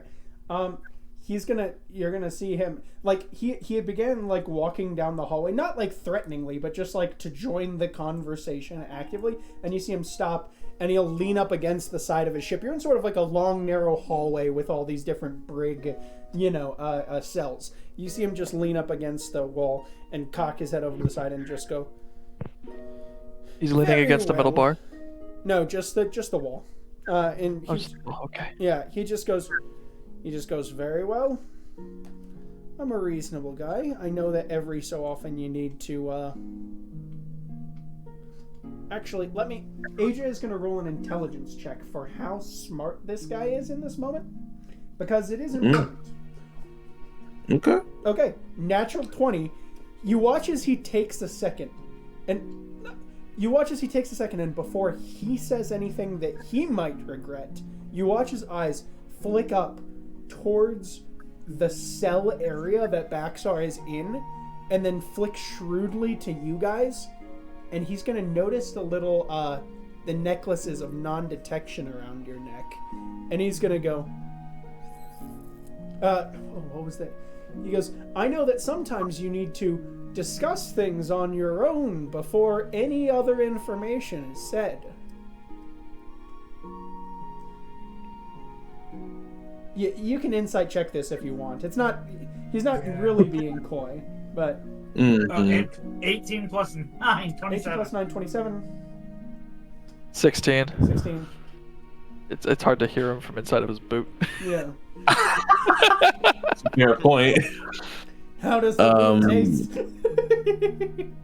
Like vinegar and regret. Yeah. 14 for insight. 14, 16, 20. What was that? 27 you said for Hector? Yeah. Damn it. What was that for Kid Root? An 11. 11. Okay. So Bro figured out if his mom was lying. Yeah.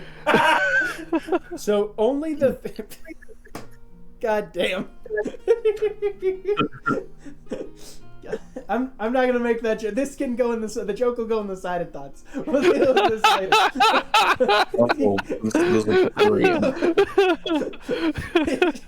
You know, it's Shandy from the Shop of Sundries. And very much like this joke. Yes, for sure. Anyway, so the three of you guys, it's pretty low. You sense that he's being cagey because it's obvious he's being cagey, but like not much is like obvious past that. Hector, you think that he took a second. He clocked the fact that he could hear Uprush responding to Spiral. There were some indicators there, and then obviously what the Aarakocran had said. You think that with a 27 insight, he's just clocked that he in this moment is being watched by his adversary, and he isn't going to say anything fucking else until he knows that this is not the case. Like that's what immediately you're like, oh, okay. He's just realizing, no, I gotta shut the fuck up. We can't put any other relevant information in this moment. Yeah, and so you said what, Uprush, you said what's the angle, something or other? You always have an angle. No, what's the goal? What are you trying to get me to do? Right. Or do I have to wait for you to get over there before you actually tell me? And would Spiral think about the fact that he's burning spell slots? That's pretty fucking high. He's gonna take a second, and you will hear nothing in response. Annoying bastard. You just watch as Baxar goes, That's 2 slots, let's go get him. Okay, I'm gonna need amnesty sooner than later. You'll be fine. So we'll take care of it. Just hit your shots when the time comes. I'm gonna end up with a hole in my neck. And you'll live through it. Yeah. At least you'll be alive. And not in jail. I can't stop you from getting shot, but the Steward of the Drowned has made my friends really hard to kill. He just takes a second and just like really focuses in on you and just goes, right. Well, as reassuring as that is. Hey, if it helps, I can stop you from getting shot. Okay, cool. Wonderful. You see him? Yeah. Yeah, he takes a second. You just, and you know, you can read that there's definitely like, there's some like ruffling the feathers. There's like, he doesn't seem like he's fully aboard with this plan, but also like he is in a brig, in a villain, in an enemy of his self's cell, right? And on top of that, he is now being offered the options are, do I want 3 parties pissed as fuck at me, or can I get along with one of them? And he has in this moment gone, Okay, I guess I'm thrown in with the bearded dragons here. So, yeah. Yeah, collecting them like Pokemon cards. I like it. You watch him bob his head up and down, and then he just takes a look at you and same thing, cocks the one eye to you, Rue, and just goes, "Sorry for calling you landlocked. I know what that can be like." Well, Hey, this is my first time on a boat, so not too far off. Insight check. Oh wait! Oh, I've only now. Oh, you realize when you were insulting you for being disabled. How the hell would he know that? I don't have them out. I knew that. They're all like, they're fucked up. You've got like bandages and shit off of it. You know what I mean? That's true. Mm-hmm. That's why they're always tucked. Mhm. Oh, bandages, I guess. It's okay. I didn't realize it was offensive until just now. Until you apologized. Rue is very forgiving. Cool. You go, man. You go, man. He just nods. And he goes, I don't say that because I'm in a shoe. He goes, right, so now that I'm assisting, am I allowed to be let out of the brig? He looks at the Furbolg and goes, "Can I please not be in the brig anymore?" And you watch just Kershon just like look at you guys who are there and go, "I mean, if you guys are accepting him onto your crew for the time being." And by me, if he tries to fly away, we'll just shoot him out of the sky. Wouldn't be the first bird we bagged. That's probably about how my crew would Without deal with context, that's terrifying. With context, if he knows it, it's even more terrifying. You remember what we did to that motherfucker? I'm literally waiting to do the same to this guy. He cocks that. He unlocks the door, slides it open, right, and you watch as Baxar walks out and follows you along, and just goes. He turns. He like looks down. Looks along at you, Uprush, and just goes. "So, have you've been over here on Balestone continent this whole time?" Pretty much. Give him his strength back. You don't get shot 7 times and walk away without a limp. True enough. I imagine you'll probably still have some trouble when they do their little thing, so... Nah, we'll be fine. Alright. I wish I have as much confidence as you do. And you guys if you did, you wouldn't have been in jail in the first place. Fuck you. You guys meander off the ship. You are actually going to, as you're walking, like, up above decks... Toast stays for now. You're gonna hear in the back of your head, Uprush, as a point at you, and a message cantrip.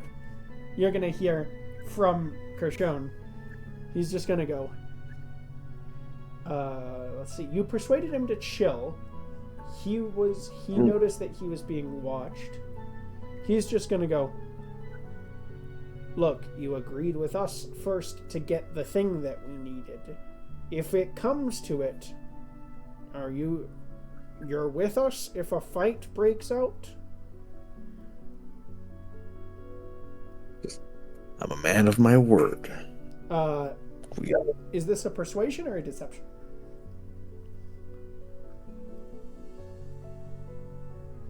Well, Uprush is a man of his word. Did he just promise opposite things to the opposite groups? Well, that's what I'm wondering, is that... Well, the other guy didn't say his goal. He didn't say what he wants. I guess that's a good point. He's like, "Get over here and we can talk." Right. He's like, Yeah. "Talk about what?" Right. Crickets. Okay, F you. Okay, sure, I'll fight. And to be fair, you guys have not signed a contract with either of these guys. You've only got one existing interest-based I hate those things. It's not about contracts, Belby. Yeah. It's about your word. It's about morals. It's about the honor of the sea. Yeah. I mean, sure, if that'll make you stick to it.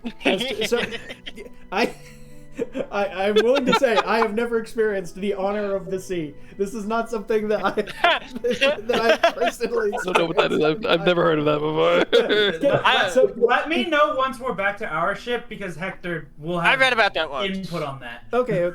Yeah, so is I that... realize I don't know if the kid room might be aware, but does anyone know that I'm in the boot? I definitely don't.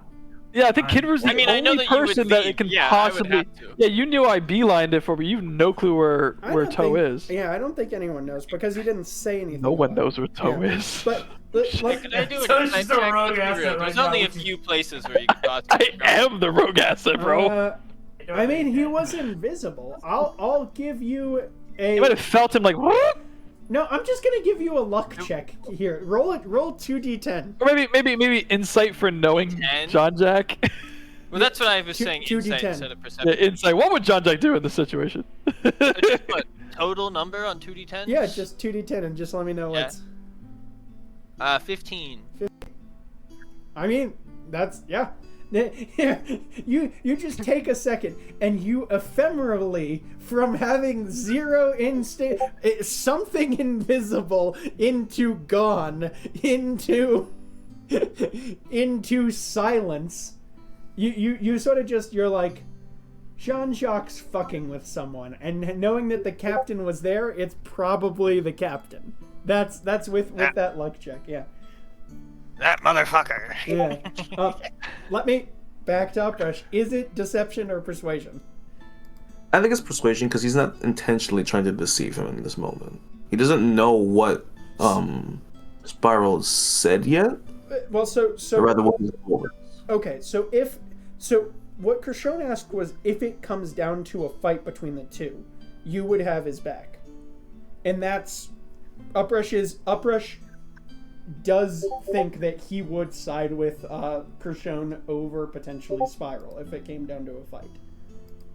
I do definitely think so. Okay, cool. I don't think he has any reason to fight alongside Spiral. It has to be a real good fucking reason. Okay. It's gotta, hell has to freeze over yeah. good reasoning for him to side with this guy. Yeah. He shot him. Yeah. So roll an insight here. I rolled an insight. Roll your persuasion.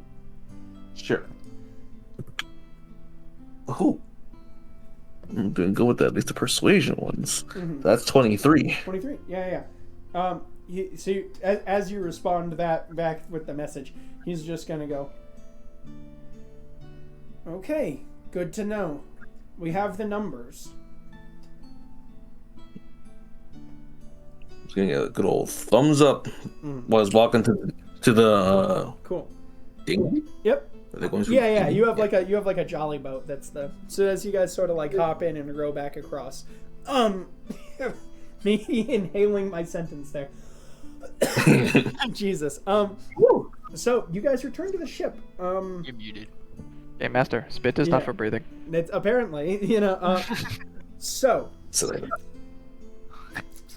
how much do you guys talk about aloud when you get back? I want to go I'm- find John I'm- Jack.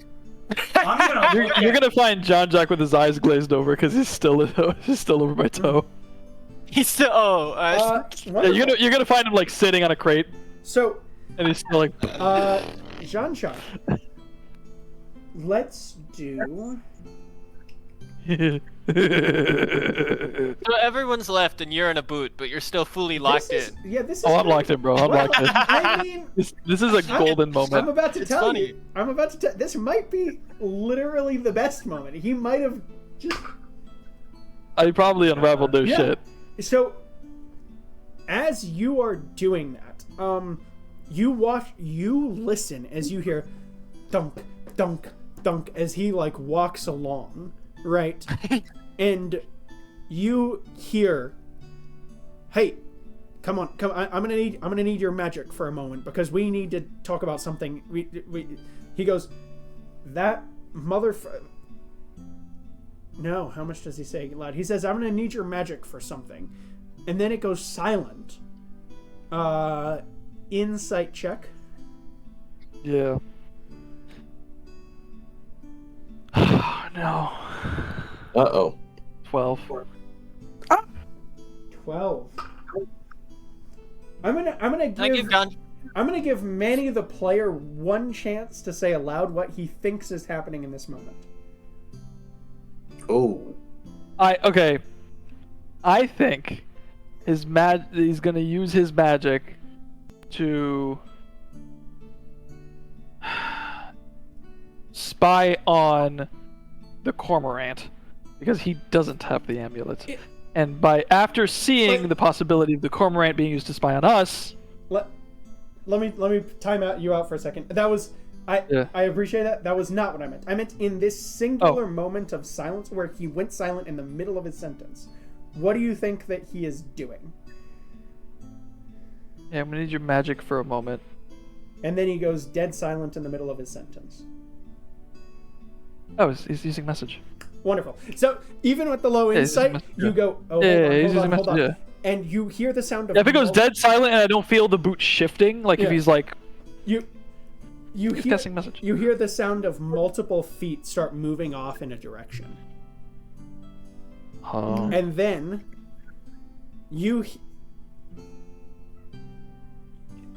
I believe, give me just one moment to verify that this is how this spell works, because I need to know about who will exist. One at a time, back and forth. No, not message. Fireball. Your ship has been fireball. He's in the shoe!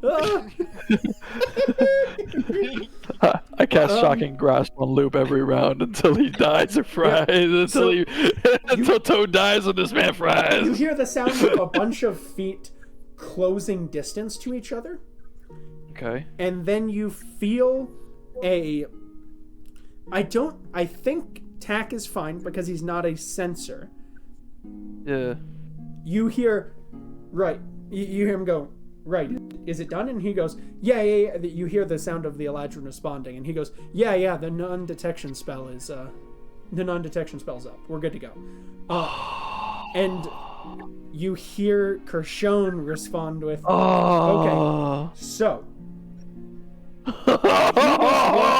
that motherfucking Eric Cochran this entire fucking time. I picked it. The other captain was the guy from the fuckos over there was responding to him aloud, and he just sort of gave it away. Okay, they said they'd side with us. I messaged him as well. I don't know if I believe that. So be ready if shit hits the fan to turn your cannon on either.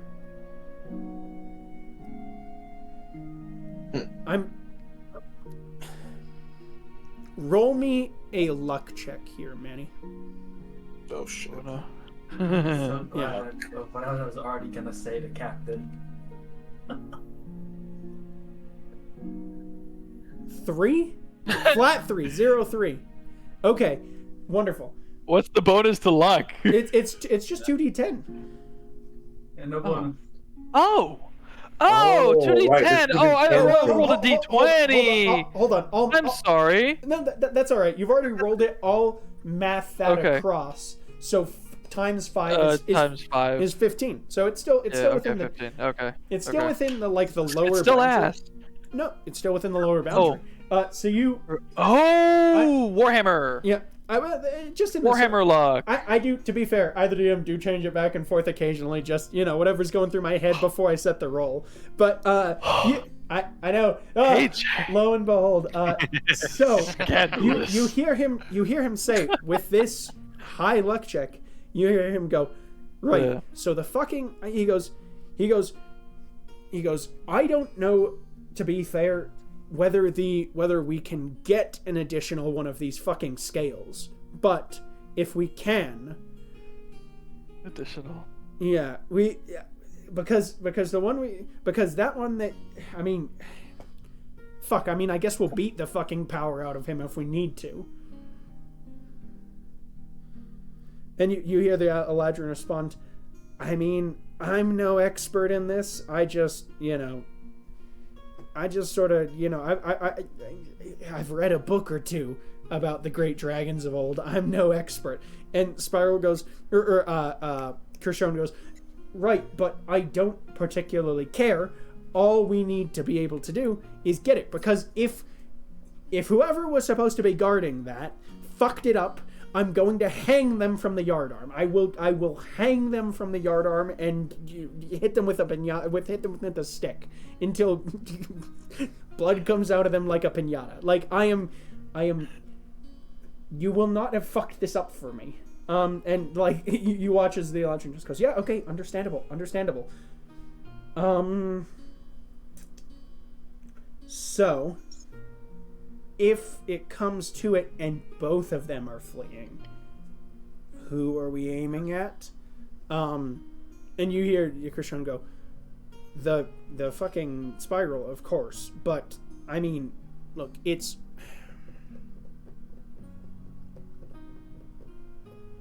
when from what I heard, based on what you were saying, looks like some of them are making their way back to the domain of Voldan proper anyways, right? And you hear a third voice sort of respond, yes, that seems to be where they are heading.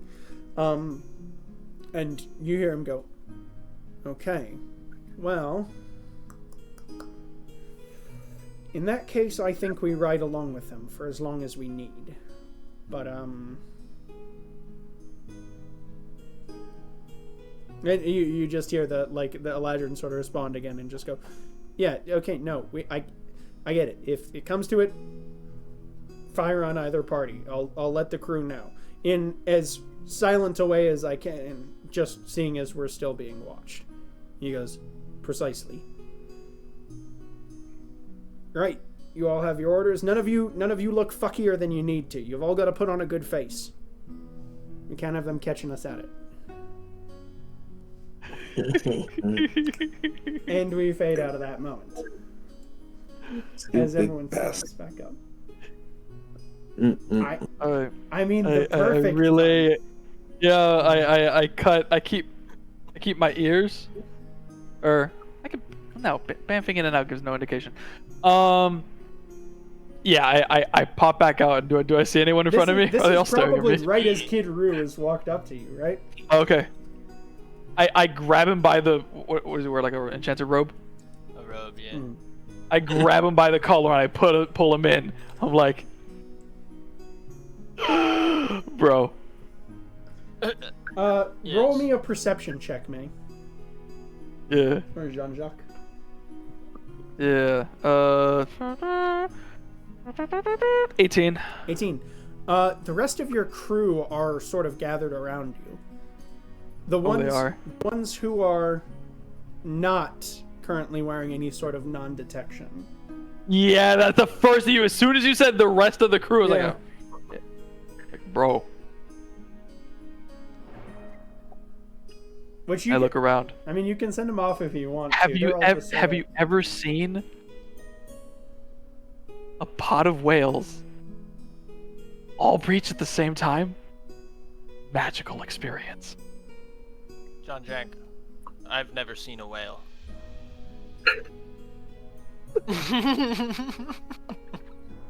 It's fair. Whale. We'll find you a whale, and I'd speak with his mind, and it's like, the others aren't protected. We're the only ones with these amulets. I'm in Kershon's boot. They're plotting to kill us secondarily, if necessary. And I just heard their entire plan.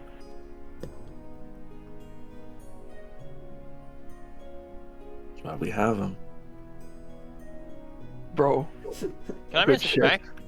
No. Well, let's go see. And then I just what's going on? Oh, I just said unless you have the message can. No. I'm using the one-way, no indication, no spell, no finger, no nothing. Yeah, so he can't. Straight You can't respond. There's no indication that I am communicating with you at all. Mm-hmm. So I'm gonna say, bro, let's go, and I point at him. Mm-hmm. Yeah. And I say, let's go see if we can see the whales off the bow. But then I whisper as I get up. We could talk about this later. Mm-hmm. Okay. I go, let's go see some whales. I'll talk about this later. And I get them. Oh, wonderful. Okay. and then I run over the bow like a kid in a candy store. All right. Oh, to see whales. Hell yeah. So you go and look for some whales. Man, they must have dived. They must have dived, man. You actually no, that's a 3. You don't actually spot a whale. All you do spot is one rather frustrated looking seal who's attempting to who appears. My wife is criticizing me that it was technically they dove. Oh yeah. They dove. They didn't dive. They dove. They dove. But unfortunately, the only thing you see is one rather. There's no whales. I was lying. There's only a frustrated seal who appears to, as you guys are going along, he's been falling behind to he's been going on the same path that your ship has by accident, and you guys have been fishing him out of all of his fish. Oh. And so there's just a frustrated looking seal. I'm sorry.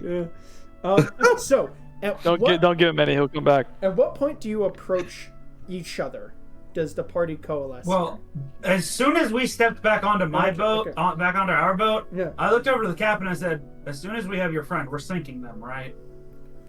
That's my first comment back on the ship. Yeah, okay. He does not care. He hates them with a burning passion. Yeah. Even without He wants every single one of them That's funny. dead. What's the range on message? 120 feet. Are our boats close enough? I think we decided that you 120. could. Yeah. Just basically, as long as you maintain that formation, you can. Yeah. John Jack is sitting on the bow. Does that get any of your attention? Well, We're on I'm separate not sure what boats. Are boat we on I'm separate on boats? because I was on the opposite boat at one point because I was with Captain. So that means I should be on the same boat as you right now because I went with Captain. I'm assuming After we had dinner. we were just on someone else's boat. Yes. The three of us came You back. guys all came back together. Yeah. Yeah, the three of us. Okay, so we are all together. So probably as Kid technically Roo rushed I down to said- John Jack, you guys probably. Yeah, and so I said slowly that made your as way over Kid there? Roo was rushing to you. Yeah, I guess if Going you to guys just all group up. Okay, I so assume- as you meander, because Kid Roo rushed, as you meander, would then we be popping out right then as they reach the door? Because if Kid Roo rushed to me, and Yeah, they're I having did. that, and they had that moment as soon as they got to the boat. Yeah. As Sure. I finished up and I start heading to the bow, would they be there? Yeah, sure. Okay, I'd wave them down too. Like, look. Oh wait, so what? And what the was, rest of the crew's probably like, yeah, whales, whatever. Like, well, time out. We didn't right? finish. Do I see them following? Well, we also didn't finish this moment. So are we also sinking never them responded. immediately? And then was there? Oh, a okay. As soon as we response? have your friend. Right, that happened first. Yeah. Is there a response there from my first? Sure. We can see Gerald crew too if we need to. Spiral's going down. That's just a given. Yeah. And then after that, it's a 2v1. I mean, of course, if we have to wait because we've taken heavy casualties, I don't know how good Spiral is. I'm more worried about him than this guy right now. If it comes down to it, I'm just saying, before we lose sight of their ship, I want to lose sight of it under the sea. And right now, This is Jean-Jacques, insane. you actually spot them at distance discussing this aloud. I'm like, guys, whales. Oh my god. Okay, whose head are you in? Whose head are you in right now? Oh, I'm in After my you say own. what? Oh, okay, you aren't going Like- into... Okay, No, I'm You're not. I'm not whispering in to tow. me I'm after not you in tow say right now. I'm not whales? in tow. yeah. I'm not in tow right now. What was that, Hector? Ignore me. Just Oh, continue. you can get an insight check. Both of you insight checks here. Yeah. It's a weird situation. I hope I roll low. 16. Sail in the boat. 16. Jean-Jacques... 8. 18. Fuck. Jean-Jacques looks... Hector... Yeah, Uprush does fail. You're like, why the fuck is he talking about whales at a time like this? That's more like whales? Like, you see whales fighting? Okay, he buys in. Hector, you're like... Oh, you're like... You Jean-Jacques looks sort of frantic. And you pick up the same thing of... The bunch, the rest of the crew that is around you all also do not have non-detection going on. So, like, words that are being said aloud in the moment can be heard. Wait a second. The only person. Does As Upper far still as- have levels in Rogue? I should, yes. Yeah, I do. What's that mean? There's whales. We need to be thinking about harpoons. If we can meet up and get some harpoons, I'm essentially saying in thieves can't get to the front of the boat. We need to plan something going on right now. Ah, you know what? I remember. And we're being where- listened to. We gotta get the harpoons before they hear us. Yeah. It takes the And so in thieves can't. I'm hiding Yeah, in yeah. my speech. Yeah, okay. The code of get to the front of the boat. They're listening. Yeah. It's just And those you- harpoons. Wonderful. I Okay. follow Captain very confused. Yeah. Okay. Okay. So when I get to the when I get to the front of the boat, The rest. has any of the rest of the hardened sailors cared about They these are half supposed whales? looking at what you guys are doing just by the fact that, again, it's like you've gathered the entire Yeah, we just came back, yeah. main party and moved Yeah, them that towards was- the yeah. front. But, you know, Being kind of obvious. they're just sort of But- giving you a look. And Mhm. who would still be out there? Jax is going to take a second and look at everyone else and just go. Jax, Fuck. who by chance also has a necklace of non-detection, is Uh-huh. going to look at everyone else and just go, right, do you think that we should start perhaps making dinner and tending to our assorted crew duties, guys? Everyone, attend to your assorted crew duties in this moment. See, this is why we love Jack. Boots on the ground. Let's go. Let's go, Jack. Just you watch as everyone like files off, and you watch each of their faces individually as Jax turns and points at each Can we of them. nominate Jax for a commitment token? Jax for- Give that boy a token. Sure, give him one immediately. And you watch as he points. You watch people's faces, each individually. Yeah. Archie, Gershwin, the Furbolg, Mateus, and Jixus, yada yada yada. As he's pointing around, just like whoever is on that ship at that moment. There are some that have, you know. Who's our best shot? You watch them all realize as Jax is tagging them with message Yeah. what is going on individually, and they're all like. Okay, who's our best shot? Like ranged attacker. Who's our best one? Vernon. Vernon? Yeah, Vernon watches the new bird. Oh, okay, cool. I messaged Vernon.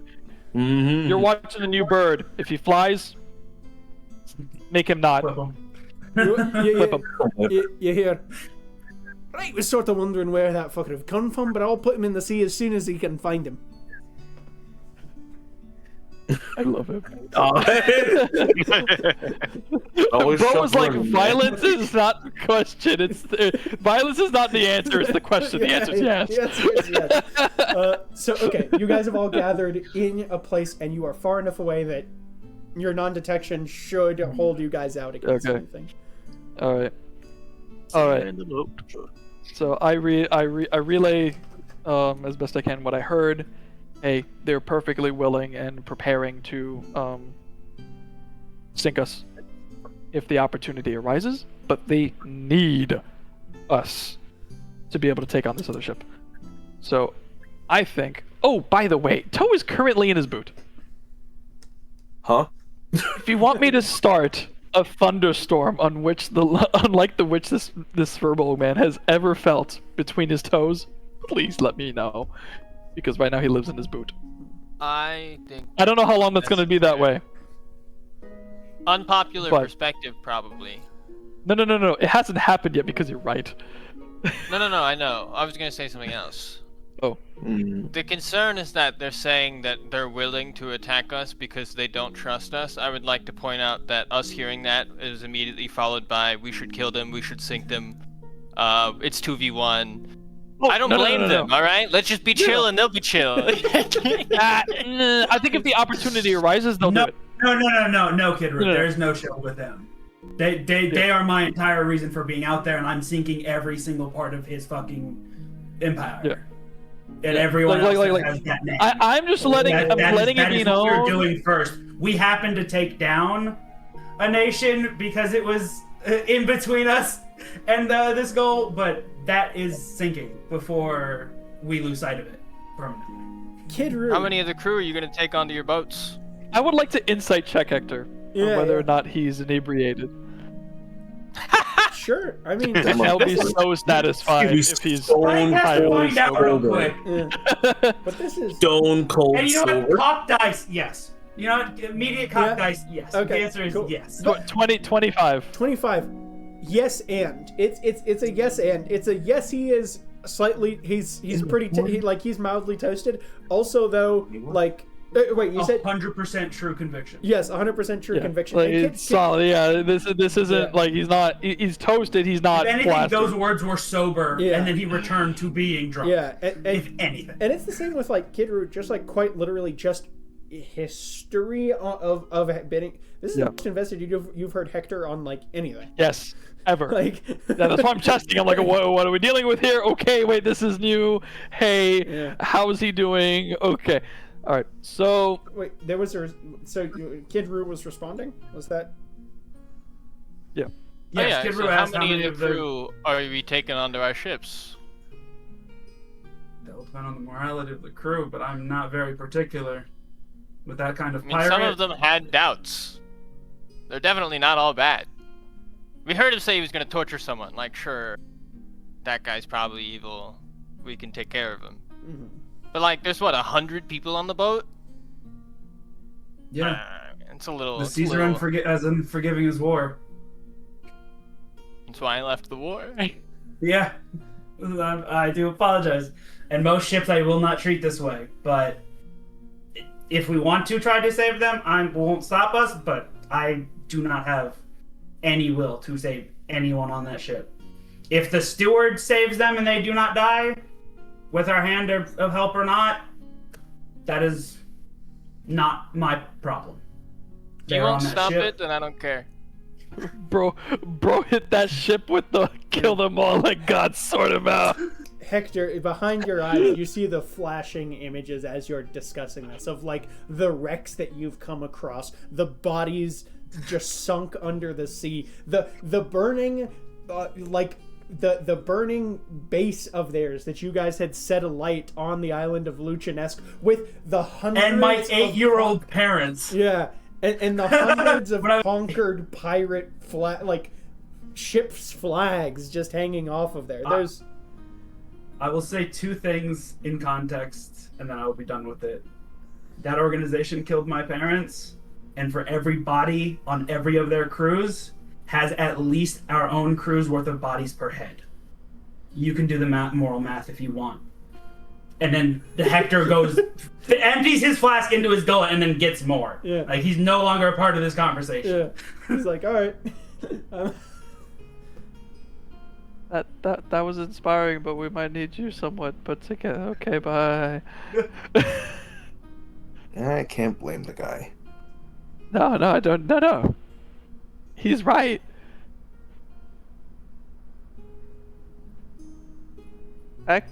He's gone. Shit. Well, Anyway, so yeah, we totally try to save as many people that are good as possible. I like his plan.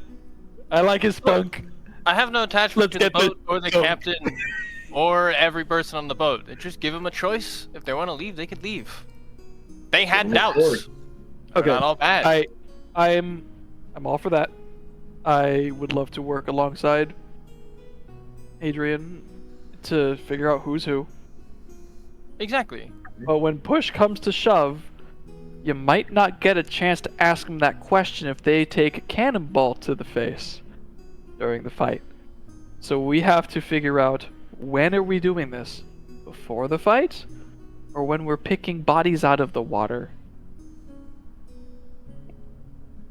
We'll figure out if they're alive or dead. But like, when is this happening? Are we going to try to inspire a mutiny? I know that's something we talked about briefly.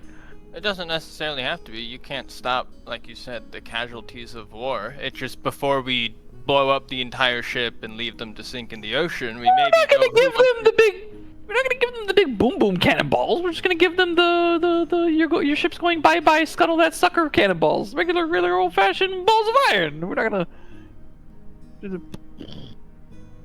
Okay, and then the other one once we get our guys off of it, if we can get our guys off it. We're kind of in a situation where we kind of don't want to shoot it either. You're saying ask them after the ship is sinking, but before we leave and pluck them out of the water? Yeah, that's when we're in a position of power and they are not. because Okay, they're okay. cutting water and we're up here like they're dangling the sure. rope like, are you with us? Are you without us? No? Just kidding. Fireball. That's fine. Fireball. Neither of us says fireball. We can put them in the brig or whatever, but that's fine. That's cool. I'm with it. Yeah, we put them in the brig, we can ask them some questions, and by then they're probably gonna lie, but that's what we have Zone of Truth for. We put them all in the brig right next to each other, we cram them in, Zone of Truth, and then we ask them a bunch of questions, and if they lie, I'll do that. Yeah. kill them. There we go. Yay! We're working on something! Hector, we're working on something! Boy. Yeah, no, I'm not Hector, trying to come deny back. him. I'm not trying to deny him his vengeance. It was just a little uppity. Hector, it's okay. You're drunk and they don't have amulets. Please come back. He's coming back anytime soon. Okay, that's fine. Well, push comes to Don't shove, worry, you know. I got it. By the way, Toe's still in the boot. I'll. Oh wait, they don't have amulets. Keep him there as long as we can. I don't think that's very long. He's probably pretty snug, and if he tries to take him, I might fall out, and then he'll know that we know, and we don't want him to know that we know. And I can't unsummon him because he drank the juice. Oh. So he has to sneak out. So you guys need to let me know when he can sneak out. You I sent think the he's one probably that not you gonna can't address in summon front of his back? Eladrin friend, although he might. I don't know. What was that? Austin? You sent the one that you can't summon back? I'm sorry. Okay, the other one is over in. I almost mentioned a city in Asia that doesn't exist in the setting. Anyway, he's over. He's over in the Desert. Yeah. And your Or in third time? Timbuktu. Timbuktu, that's a good one. Tell me there's a place called Timbuktu Yeah. in Tilladelph. Yeah. This creature is meowing. What? Oh, the perfectly timed meow! Oh, fucking fun. That was awesome. Huh? This is. Purring loudly. I mean, hold on. DM is that Bellamy or Blanket? This is Bellamy. Bellamy. DM Bellamy. What do you have to say to us? Okay. This is a perfect interruption. This is staying in there, by the way. This is the whole thing. Yes. So, as you guys all sort of gather, Good shit. let's do. Jax will come back over to you guys since he has a non-detection amulet, and he's just gonna go. I accept him. Right. I figured I should check in about what we want to tell the rest of the crew Yes. because. Thank you. We are. Let me give him a pat on the back. Yeah. Just you young sir are a genius. He's gonna you're gonna Thank watch you his for sort of picking like up on that. elven face like flush for a second and just go. I mean, I just sort of figured that maybe if we're being watched by things, that I should probably let everyone else know to shut the fuck up and get away from the people who have the information. Yeah. Yeah. Good spot. Hey, should I start casting detect magic more often because of that? So, the problem is, those of us that have this, we're basically.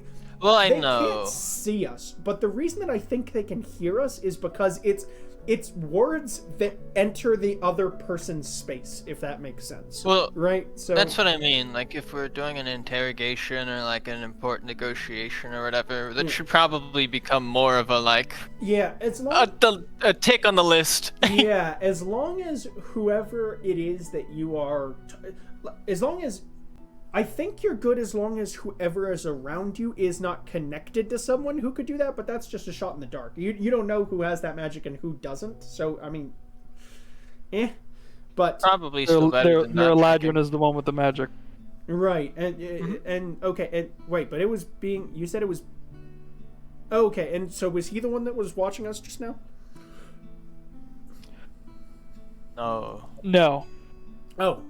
No, the one watching is someone, probably Spiral, but someone on Spiral's ship through the cormorant we just brought on board. Okay. Which is why we're watching him.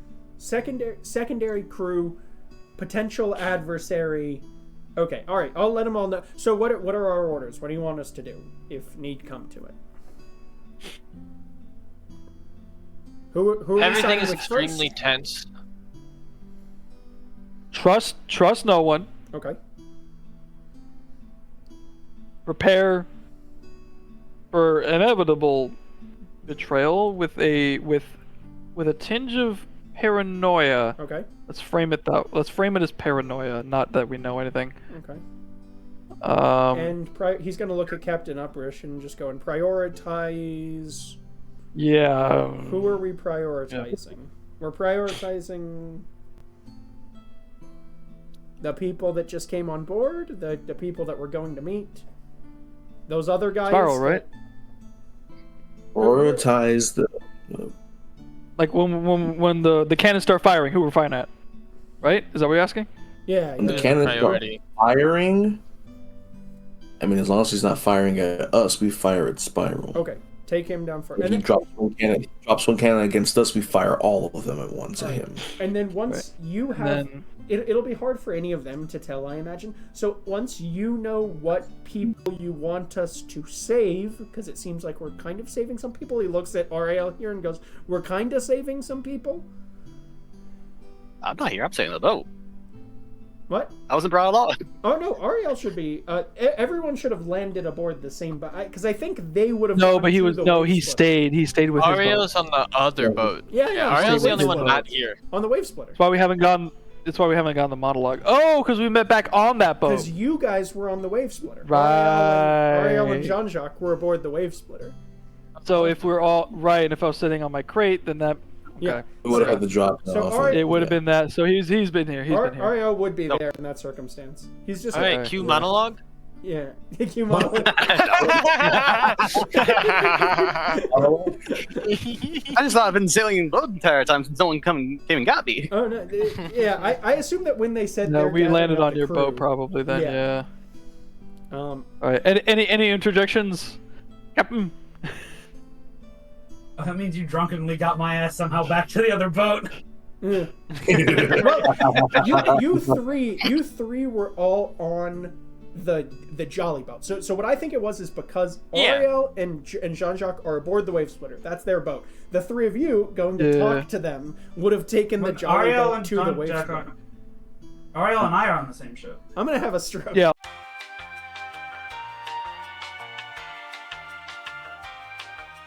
We're going to assume for the sake of convenience, everyone is easy aboard the wave splitter right now. It's easy. It's very easy. Upra and Jean-Jacques went to the wave splitter, picked up Hector, and I believe was also on the wave splitter. Or is he on the main? Is he in the bearded dragon? Ariel is that is Ariel's ship. Navigator, Crow's Nest, Kid Roo. Was Kid Roo on the bearded dragon or on the wave splitter? I don't know. Okay, so if Hector is Navigator / Crow's Nest. Oh, then yes. So Ariel. Hold on. Okay, so that means Kid Roo and Hector were both on the wave splitter originally. People from two separate ships were on the John boat. So we have to meet up at wherever we need to drop off the people on the wave splitter before we take the John boat to tie it back to the bearded dragon with the John boat on the bearded dragon. We have to drop off the people on the wave splitter, whoever's on the wave splitter. This is entering So we're at the wave splitter.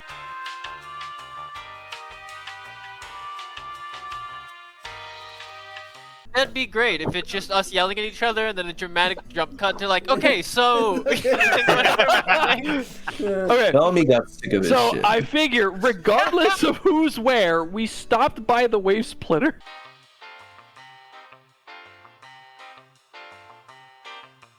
I am not I in can the be crow's with you. nest. Who made that You're the crow's decision? nest? I'm What gonna is the say, crow's nest? Hell it's no! never been crow's nest. It's been Hey. Ahura. That's Who the Let's. only wrote this? We don't need the details. Forget the details. Forget the details right now. AJ is right. Forget the details.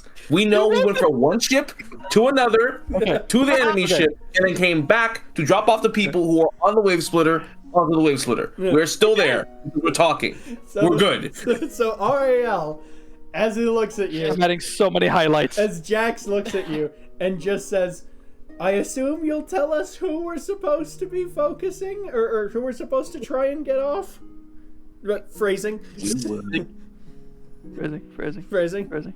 Whoever Ariel and Drake have a connection with, we'll prioritize them on that ship. Okay. People we're meeting up with. And of course ourselves, because we don't want to get blown up either. Okay. So right. So we save your friends. Points at Ariel. We save your friends. I'll just let him know as you guys figure this out. Message me or talk to me or whatever, and then I'll disseminate the information among the crew. So let me know when you guys come up with something, and I'll let him know secretly. So. Okay. So, on the You're down low, less- I can have Toe disable the cannons on the side that faces us. Oh. So if we can make sure that we play monkey in the middle, they won't be able to fire on us. Ship question. Yes. Yes. You That said also the means ship the is cannons to fire a absolutely spiral. massive, and then it has like 100 people and such. Is it 2 decks of cannons, or like 2 layers of cannons, or is it still Probably. just the one? You guys have, you guys are two.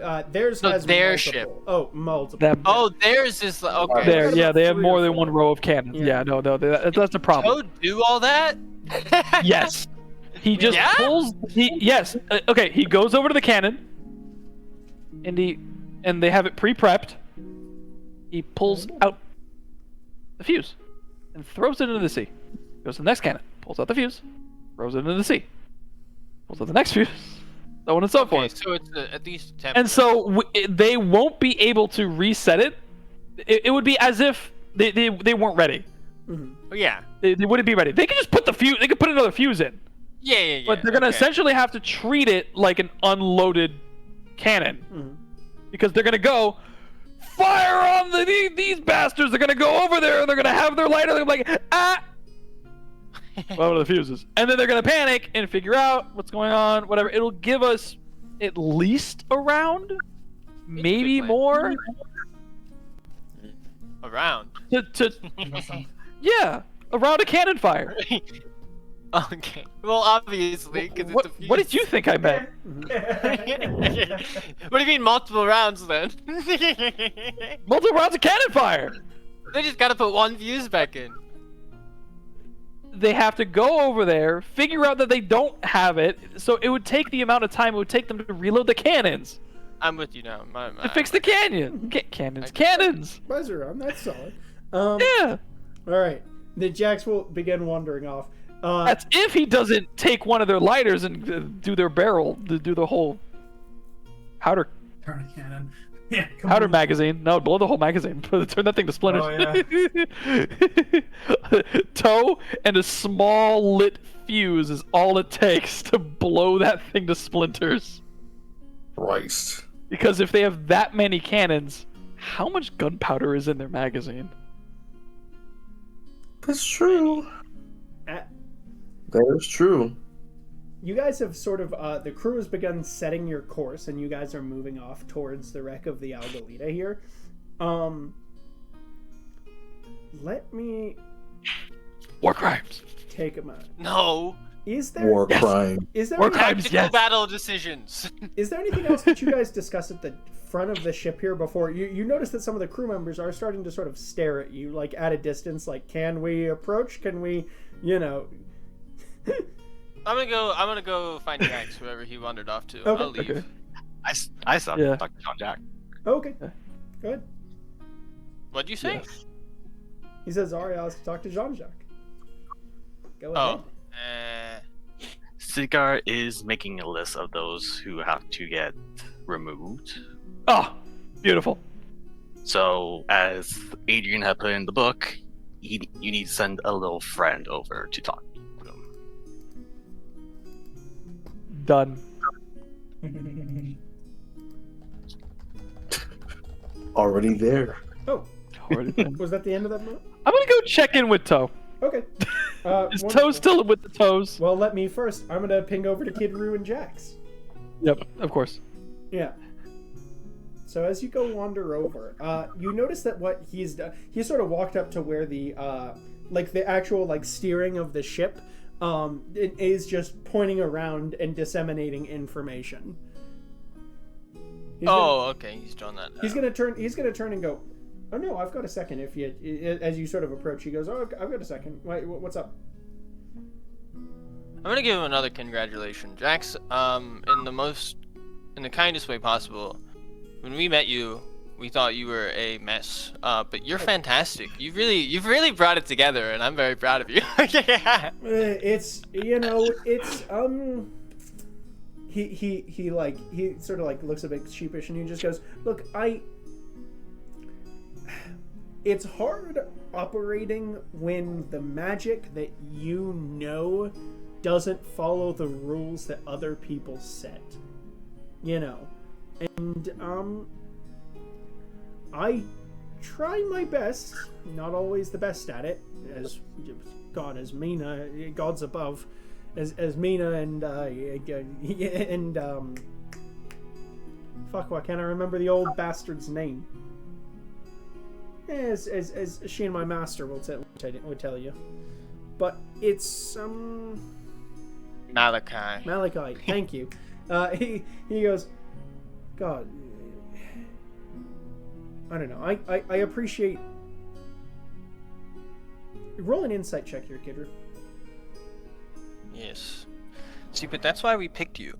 We were originally supposed to just get Mina, but you have potential that literally not even you understand, and that is very intriguing. I got a 16. 16. You watch this. He takes a second and he takes a deep breath and you watch it and sort of withdraw into himself for just a second and he just goes, I appreciate not being thought of as a fuck up.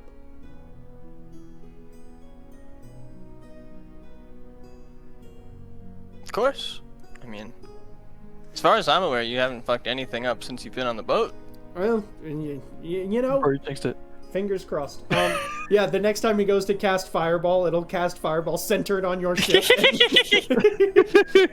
Yeah. He's earned himself some slack. It'd be okay. We'll fix it. We'll do it. and he just goes, right. Yeah. And you say, oh, I'm told potential, and he just goes, well, here's hoping, right? You know that and he's gonna take a second. Adrian knows, but he's gonna take a second and go, remind me again, Adrian's father. What was his name? The guy we met at the pub there?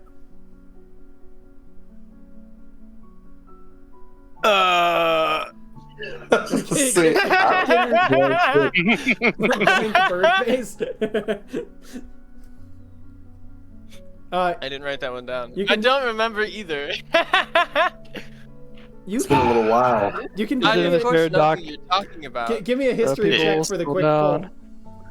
God. I'll do a history check. Allies. People I didn't write watching that this one don't understand. I have Kendrick. I have notes, okay? I just don't know. Kendrick's the brother. He can give me a history check. I'll get it in just a second. Yeah. Yeah, so- Everyone loves a roll. 17. Theo! Oh, sorry. 17's good enough. It's Theo. 17's let this man roll his dice, John. Sorry. I'm sorry. I was like, oh, the document, and then I just, and then my ears clocked out and my eyes. Yeah. Hold on, let took me up check. all the brain power from then on. Like, okay, and then I found it. And I just, he goes. Right, Theo. He mentioned the man. He mentioned that there was a. He mentioned that Invicarium in Robla-Rosa. God, I'm excited to go and see that. That'll be. I mean, there's nothing near. I mean, Sapia is great and all, but we don't really have anywhere that's a great school of learning like that. You know. It's true. We just have a bunch of. If you want to learn about the Radiant King, you're set. You're right. Right. If you want to learn Boys, we gotta take it. King We gotta take it to Disney World. warfare, Is that and- the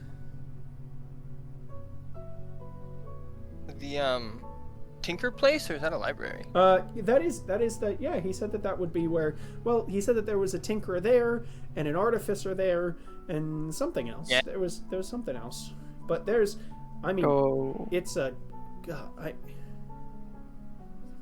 Cranston. yeah. That was sort of Cranston Tinksy, yeah. Yeah. And that was sort of what I hoped that I sort of hoped that when they talked to me that, yeah. He goes, I think. that was sort of I mean, that was sort of what we were hoping Bodabovst might have turned out to be. But obviously nothing good came of that.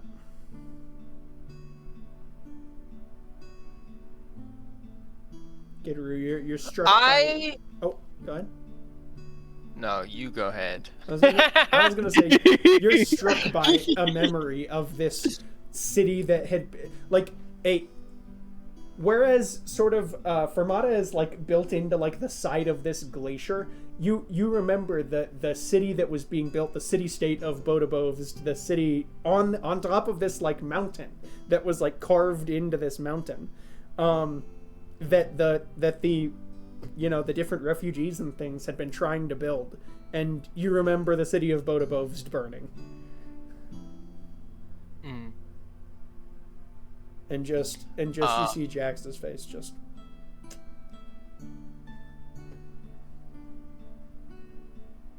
Just Jax was there for our whole plan inside, right? What plan inside? Think so. Sorry. The whole getting Kyvan out and Oh framing yeah. Oh. Okay, then yeah. At least we have he knows a too much. We chance can't of bring him back. making it better. No. At least we have a chance to make it better. That's true enough. The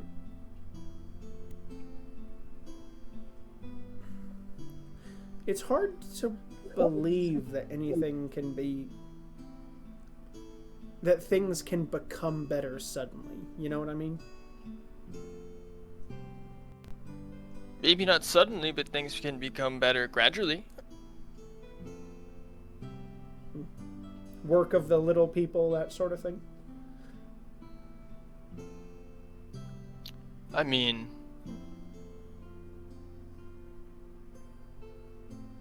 it could be the work of the Senate if we do it right.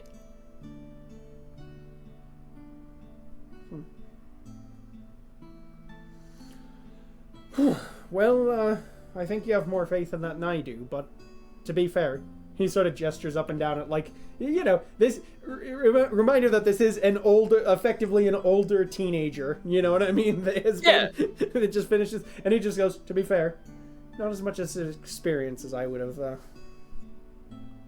as I imagine. Have faith in the ruse. My sister will find Sway. Oh, I'm sure. I mean, growing up, we heard nothing but good things about your family. Namely yourself, but you know.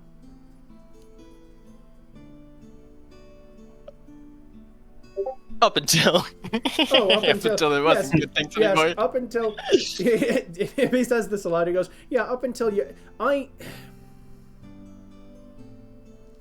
He takes a second and he just like, you're gonna see a bit of warring emotions cross his face for a second. And that like insight check that you had clocked a number of sessions ago when you guys were sort of like wandering away, you watch as he just goes, right, well, it's when he, the previous one of like basically when you guys were like traveling, of him being like looking up at a hero, basically. And you watch the warring emotions just for a moment, and he just goes, I mean, to be honest, we always sort of knew, especially after that war, I'm not a blind person, I'm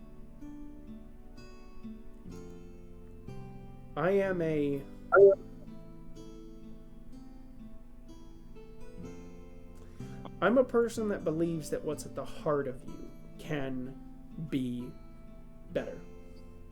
And I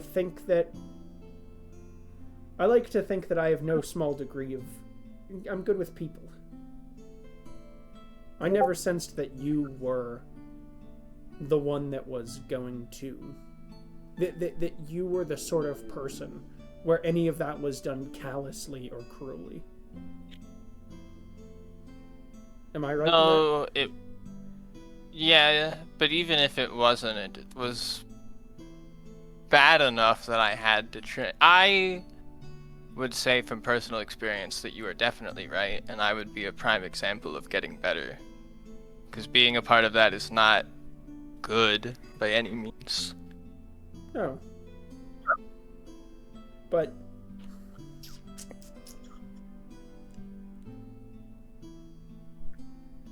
All you can do is seek to be better than who you were the day before, right? Exactly. Right. That's enough of that sappy shit. And he's gonna wander off the deck. And you see him begin pointing off at people. Unless you stop him, he's just gonna... Yeah. Nah, go ahead. Cool. See you, buddy. Wonderful. And we sort of draw to the close of this evening. Let's do... You guys are making good pace.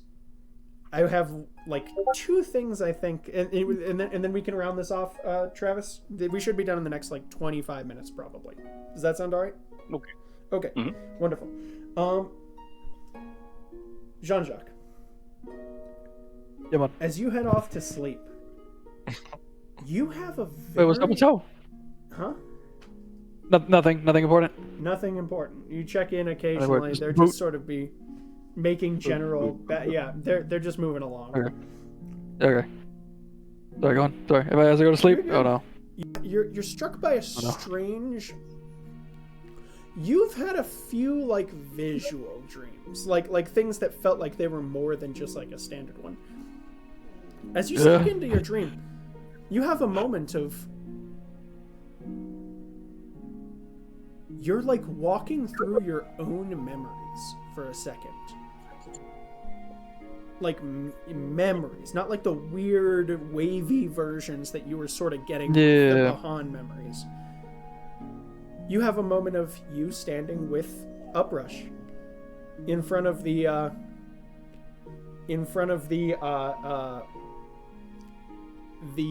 refugees of Oshesk, of Uprush saying, "You've done so much. You deserve a moment to go down and speak to your friend." You have a moment of you in the underpassage with Atimba saying, "You be destined for greater things than this." You have a moment of Kid Roo standing with you outside of the gates of Ipomar saying, I trust you, Jean-Jacques. I'm going to trust you here. And you see just like a flood of memories dating back through the campaign. And then you sort of... You're standing at... Roll me a luck check here. Ooh, so 2d10. Luck today. Yeah, thank you. Yeah. I went for the D10 and I'm like, no, not that one. Okay, D10. Yeah. So how does this luck 26. work? 26, okay. The percentile dice is your tens. Yeah. And the other one is your... And then your number is your ones digit. And the D10. And I set in my head like a percentage of like what triggers a certain thing. What chance? You want to get under it? Under Sometimes. or above depends again. Just Sometimes. It's Okay. Depends on the chances. If it's a high chance of happening or low chance of happening. I'm with you. But you notice that you said it was what, 27? 26? 26. You notice that there is... You find yourself standing in a field. There's like, you see sort of rolling green hills, almost like the Scottish countryside, like the Great Glens, right? Yeah. And you see a field of wheat. And I walk through it like the moment in Yeah. Gladiator. it's My hand over. it's sort of evening. You're watching the moons come out. And roll me a perception check here.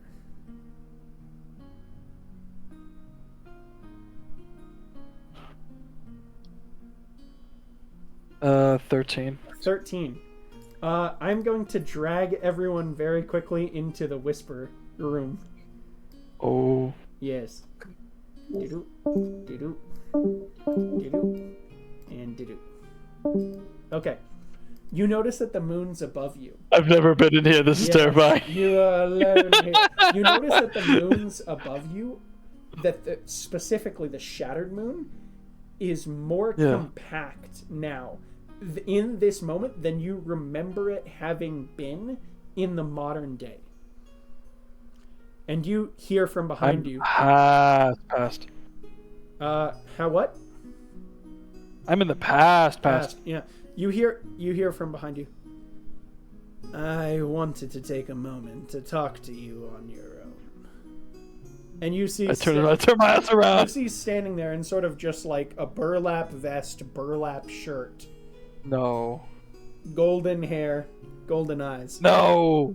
No, this bitch. Cirrus Ken standing there. And he goes, there's not a lot you can do in this moment. I don't know if you were thinking of attacking me, but I sort of assumed. Dreaming of it, I guess. Indeed.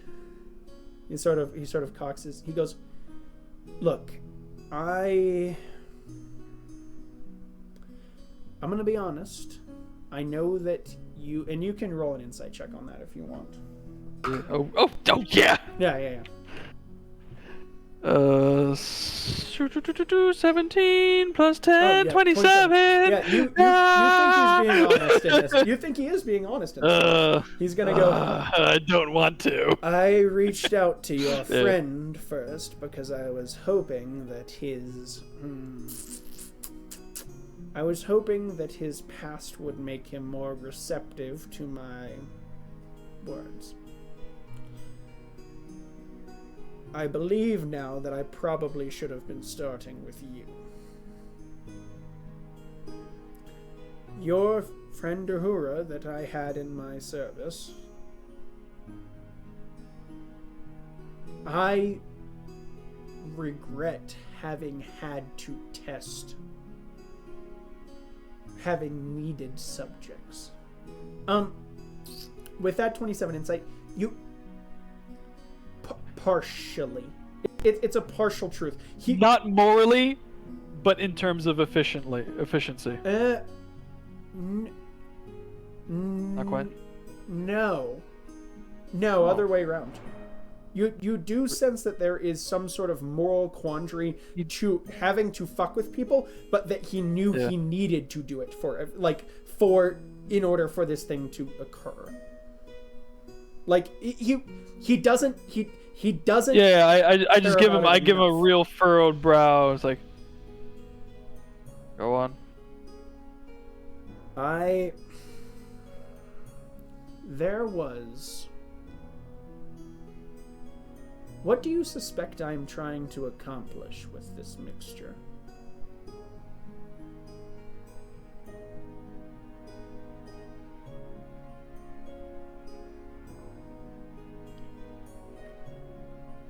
I've had my thoughts. I've had my temptations. But it's what you're doing. Thinking about it now, I don't think I care what you're doing with it. Even if it could bring back your adopted mother, Mama Toomba, even if it could bring back Hector's father.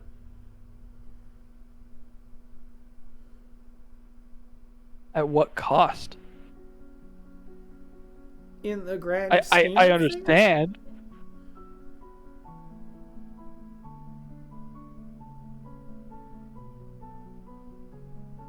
Why? Why do you want this? You're trying to say why I would want that. Why do you want this?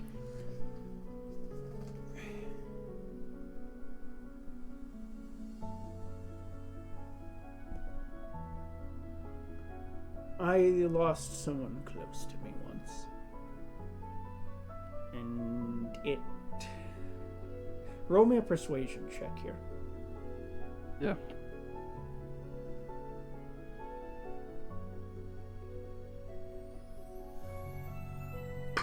$23.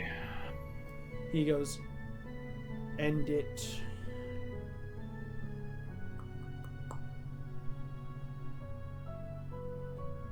You see him turn around and just take a look at the sky for a second.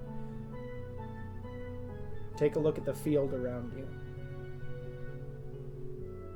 It has weighed on me heavily.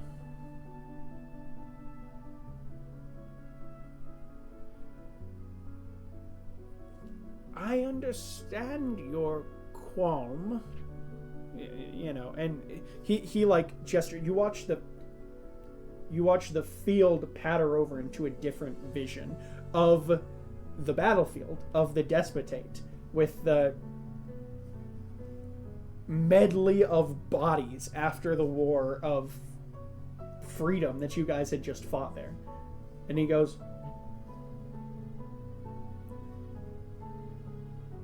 this number, to pass in such a service, it's regrettable. You don't wish for any to be lost in pursuit of something. But and you watch as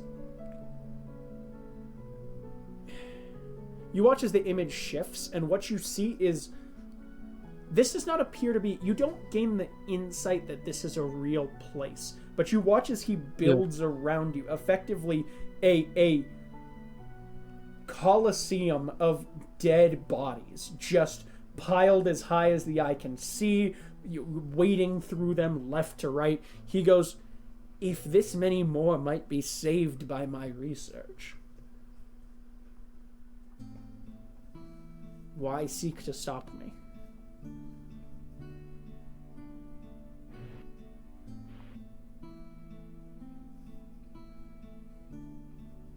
You are weighed down by someone you have lost.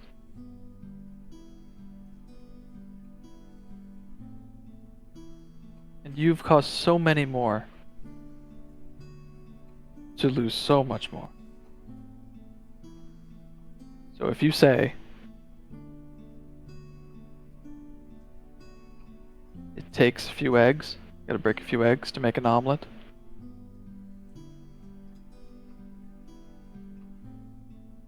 This all started because you lost an egg?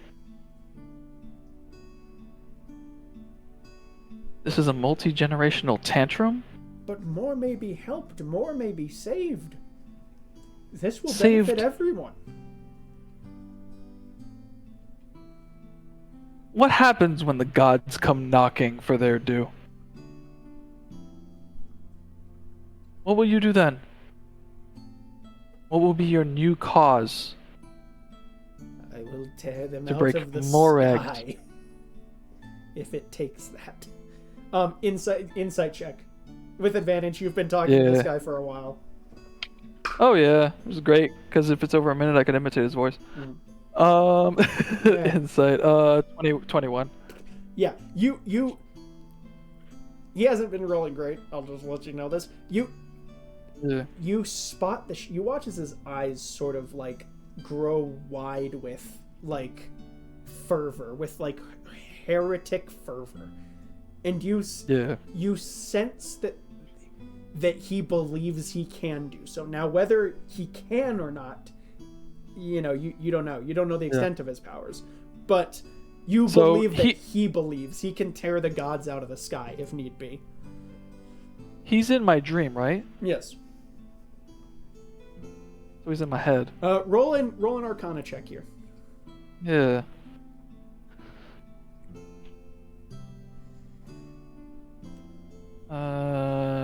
Nine.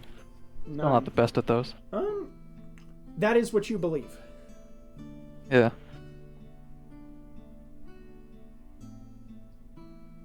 Here, I'll show you a demonstration. Maybe I'm right.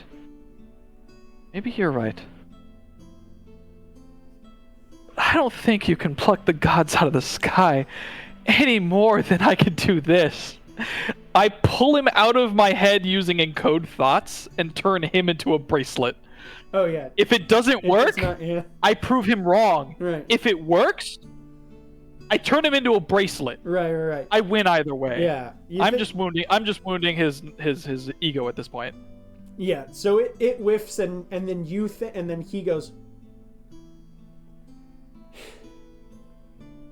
You had a good insight check. And it just turns to dust in my hand. Yeah.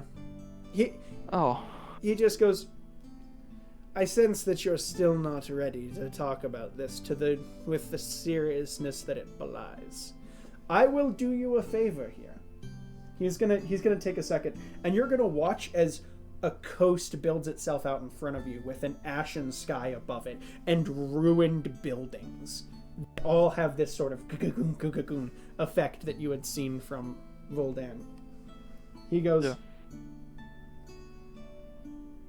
There are some protected places that still remain in this place.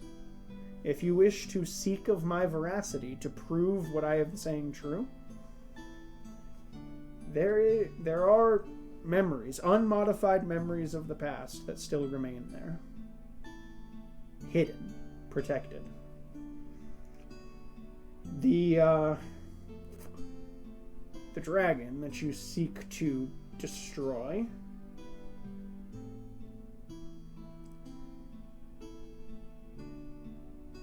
he is not like the other great dragons. The one that he is descended from. Your friend Kid Roo might enjoy hearing this, or be interested otherwise, is the one of the long past, the great dragon. And if you have trouble defeating him, you have before you the ability to win one of your number falls because you are too paltry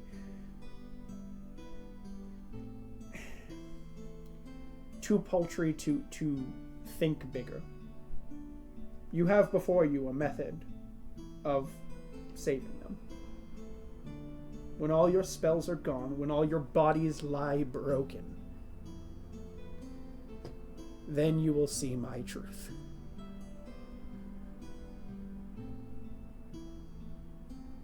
As someone whose expertise is people's perception of the truth,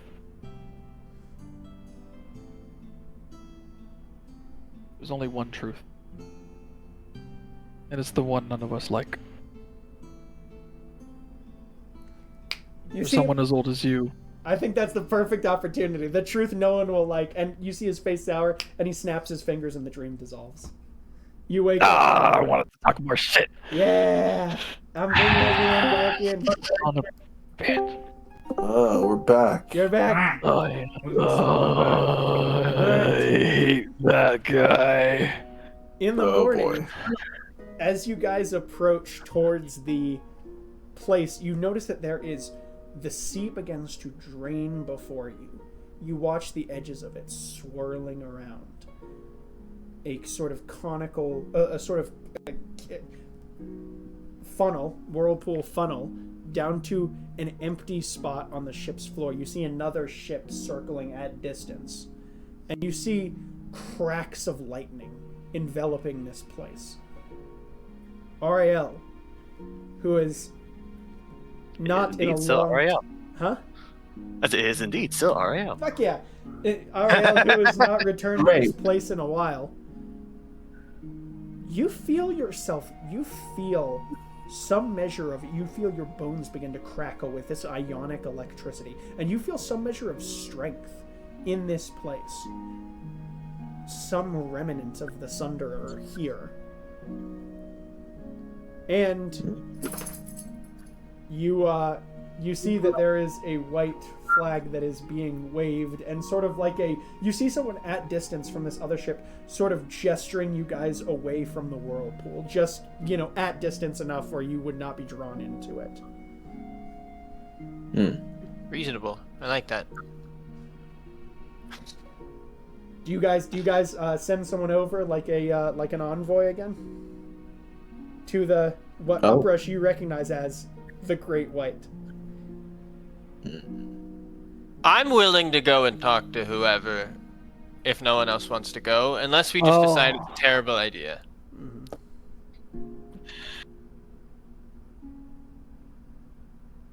I mean, we're in it now, boys. This is won't do so much now. Wonderful. All right, we can send. Jean-Jacques not in a talking mood today. Who's gonna steer this? Okay, so we'll send. Well, I'm good. Uprush is going to go talk to the Great White, and then if multiple people want to go, you can't. I mean, there is also like the strategy in theory of like who will be like if you're worried about like them doing like a red wedding to you. Game of Thrones 20 years ago, spoilers by the way. But, if you're worried about them doing a red wedding to you, you can. There is like the insight check of like Uprush believing that he said he wouldn't harm you. It's your guys' call. Well, having rule. I said Jean-Jacques doesn't feel like talking. But Jean-Jacques feels like crime. Jean-Jacques feels like war crimes right now. Oh boy. Just have the button ready, alright? Relax. Yep.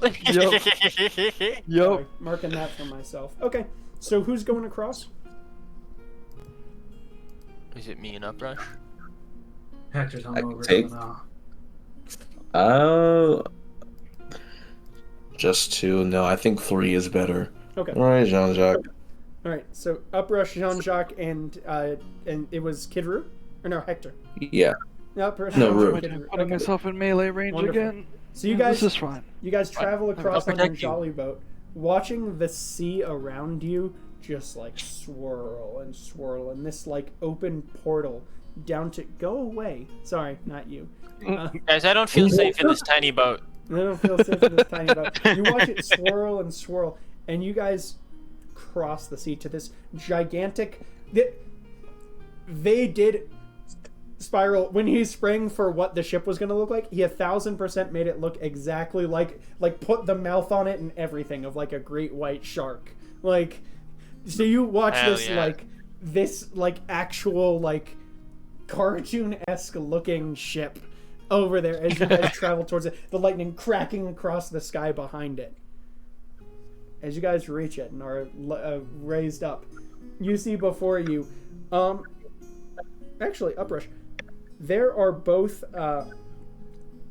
Koki, Karn, and Spiral are all standing there. You see that there is sort of a shorter girl with this like brown hair, currently wearing like a hat that appears to have have like a little frog-esque hat, like face that's been like sculpted into it with like little eyes that she appears to have stuck on there at the top. She's just standing there, and a long like green like duster jacket as well. Kitty patootie. Yeah, and they're all just and I don't feel like she's a Spiral, menace. Who a tall? Hey, would you like to describe him, Austin? Spiral. Oh no! Let the DM paint the picture. You see that there is a tall, vaguely reminiscent to her in face of like slightly like darker skin, sort of this like he has sort of like a longer bridged nose, has like heavy lidded eyes, and just a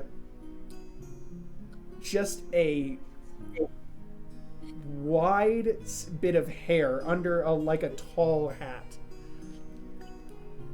Just like looks at you and just goes, "Indeed, you take me at my word. I am They are here. They are free. It is good to see you again after such a time, Dmitri. Sorry, Mr. Zephyrs.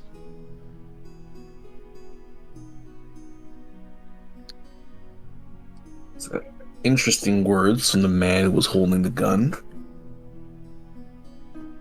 Sometimes you live, sometimes you die.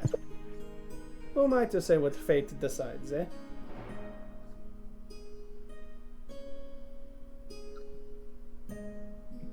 What do you want, Spire? What's your plan here? They're free. Are they free to go? More or less, but I seek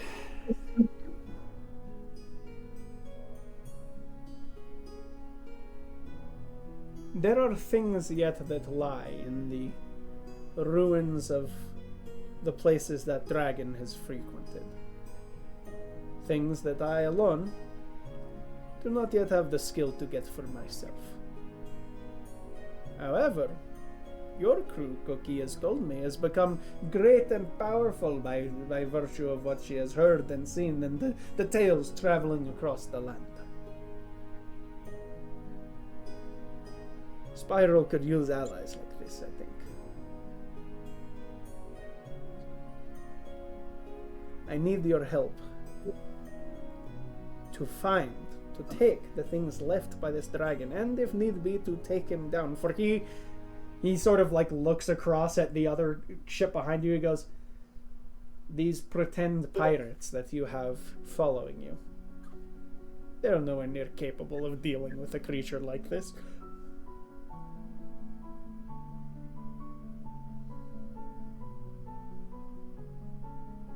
Any better than you at this point? You are asking me for help right now, right? Indeed, I have not the strength myself to tangle with him alone. Insight from Uprush. Insight from everyone, by the way, whoever's there and wants to, you know. Nat 20! Oh, thank God. Yeah. Someone had to get it. Yeah. What was that from Kidru? I'm rolling. 2. 2, and what was that from 16 from Uprush. 16. You could say I have some insights on this situation. Yeah, you think he's being pretty truthful if vague, Uprush. Jean-Jacques, you spot, natural 20, you spot exactly what the vagueness is. Actually, let me make sure that he doesn't roll a natural 20. He didn't. Okay. And he's gonna he is deliberately underplaying his own power level in this moment. You sense that he is significantly stronger than he claims, that he is still I did catch. He's telling the truth that he needs us for the stuff on Voldan. Right. But he can take on the dragon. Well, or you think he might with our help. Yeah. You think he might have been lying about, or might have been telling the truth in the sense of like, I cannot solo the dragon. I am not incompetent of fighting a dragon. Like, seems to be what you are gaining here from this. Like, you don't know how much of that is confidence in himself, but with a natural 20, you're like, oh, he's underplaying his power level in this moment. Yeah. And he goes, indeed, someone as strong as yourselves. I mean, indeed, let my daughter speak for herself. And she goes, Uprush, I think you should trust him at his word. And you get advantage on an insight check against her here. Oh yeah, 100% rolling that shit. Yeah, What the I'm hell? mentally sending to Uprush with my ability, so he can't respond. He's got more. Mm-hmm. He's got more power than. What was than it with advantage? Saying. It was a natural 20 plus 2, so 22. Okay, so natural 20 against Koki. Nice. No. She is being truthful in that she is urging you to trust him. She is scared to a degree. And you sense that the fear is not at your behalf in this circumstance. but with what she said, like, you can't too deep insight into that just from what she said, because what she said was rather short, but it was like a natural 20 of like, oh no, okay, so she does believe in this circumstance that is the best thing, but also there is an additional concern in her mind that you aren't exactly sure what it is. And he will go, do we have an accord here? We remove the dragon from the way. The world is better off, yes?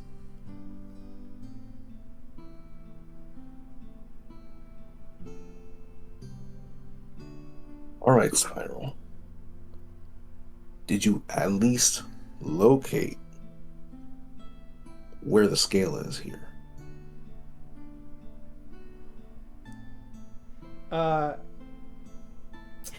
Give me intimidation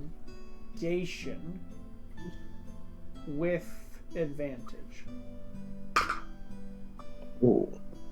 Now, how he reacts to this will be, relevant to his personality, but... Please be higher than that. Oh my fucking god. Has that always been that high? It's based off charisma, so it should be pretty decent. I know. I just didn't realize it was that high. Okay, that's a freaking 25. You watch as his face darkens, like intimidation to intimidation. You know that this is a man that it is. Even when frustrated or otherwise, he's not a cowed, intimidated person. He always ups his own level. Is the sort of thing that you know from working with him for so long. He goes, indeed, but this scale that remained here had nothing to speak of to its own. There was nothing left behind here to its own power. The thing that I found was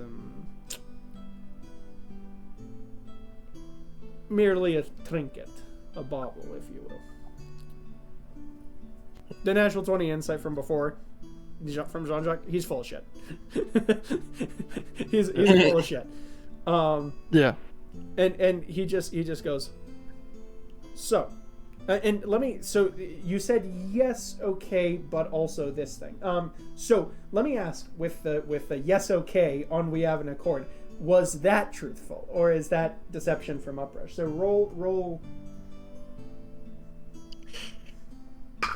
I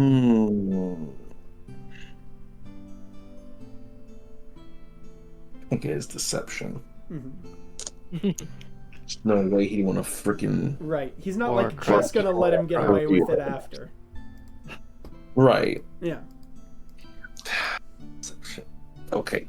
So I got... as he thinks about this, I want to mentally message over to him like, it's a crazy place to find a paperweight. Crazier to stay here because it's just a paperweight. 27 on account of that paperweight. 27. He takes a second, and he looks at as he says. He goes, "Very well. Then we go forth with goodwill between our crews. It is nice to see you aboard this ship again. It has been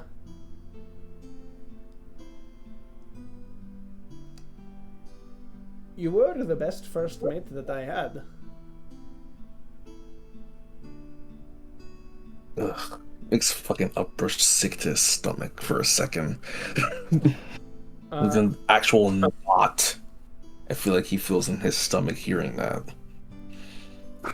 I will, for the sake of making sure that you do not turn upon me, I will keep, I would ask that these two remain aboard, not as hostages, but as guests. And you watch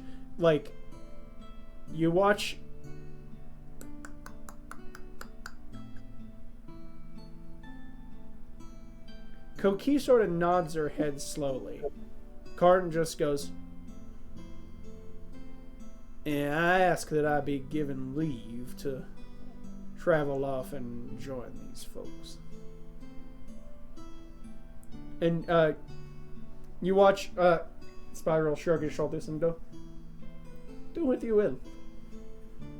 I sense that they are people of their word, and if not, whatever consequences may befall, we will see then." Yeah. Bet we will. And with the I'll let the natural 20 from Jean-Jacques have continued over for this. There is some redundancy that he is 1,000% confident in.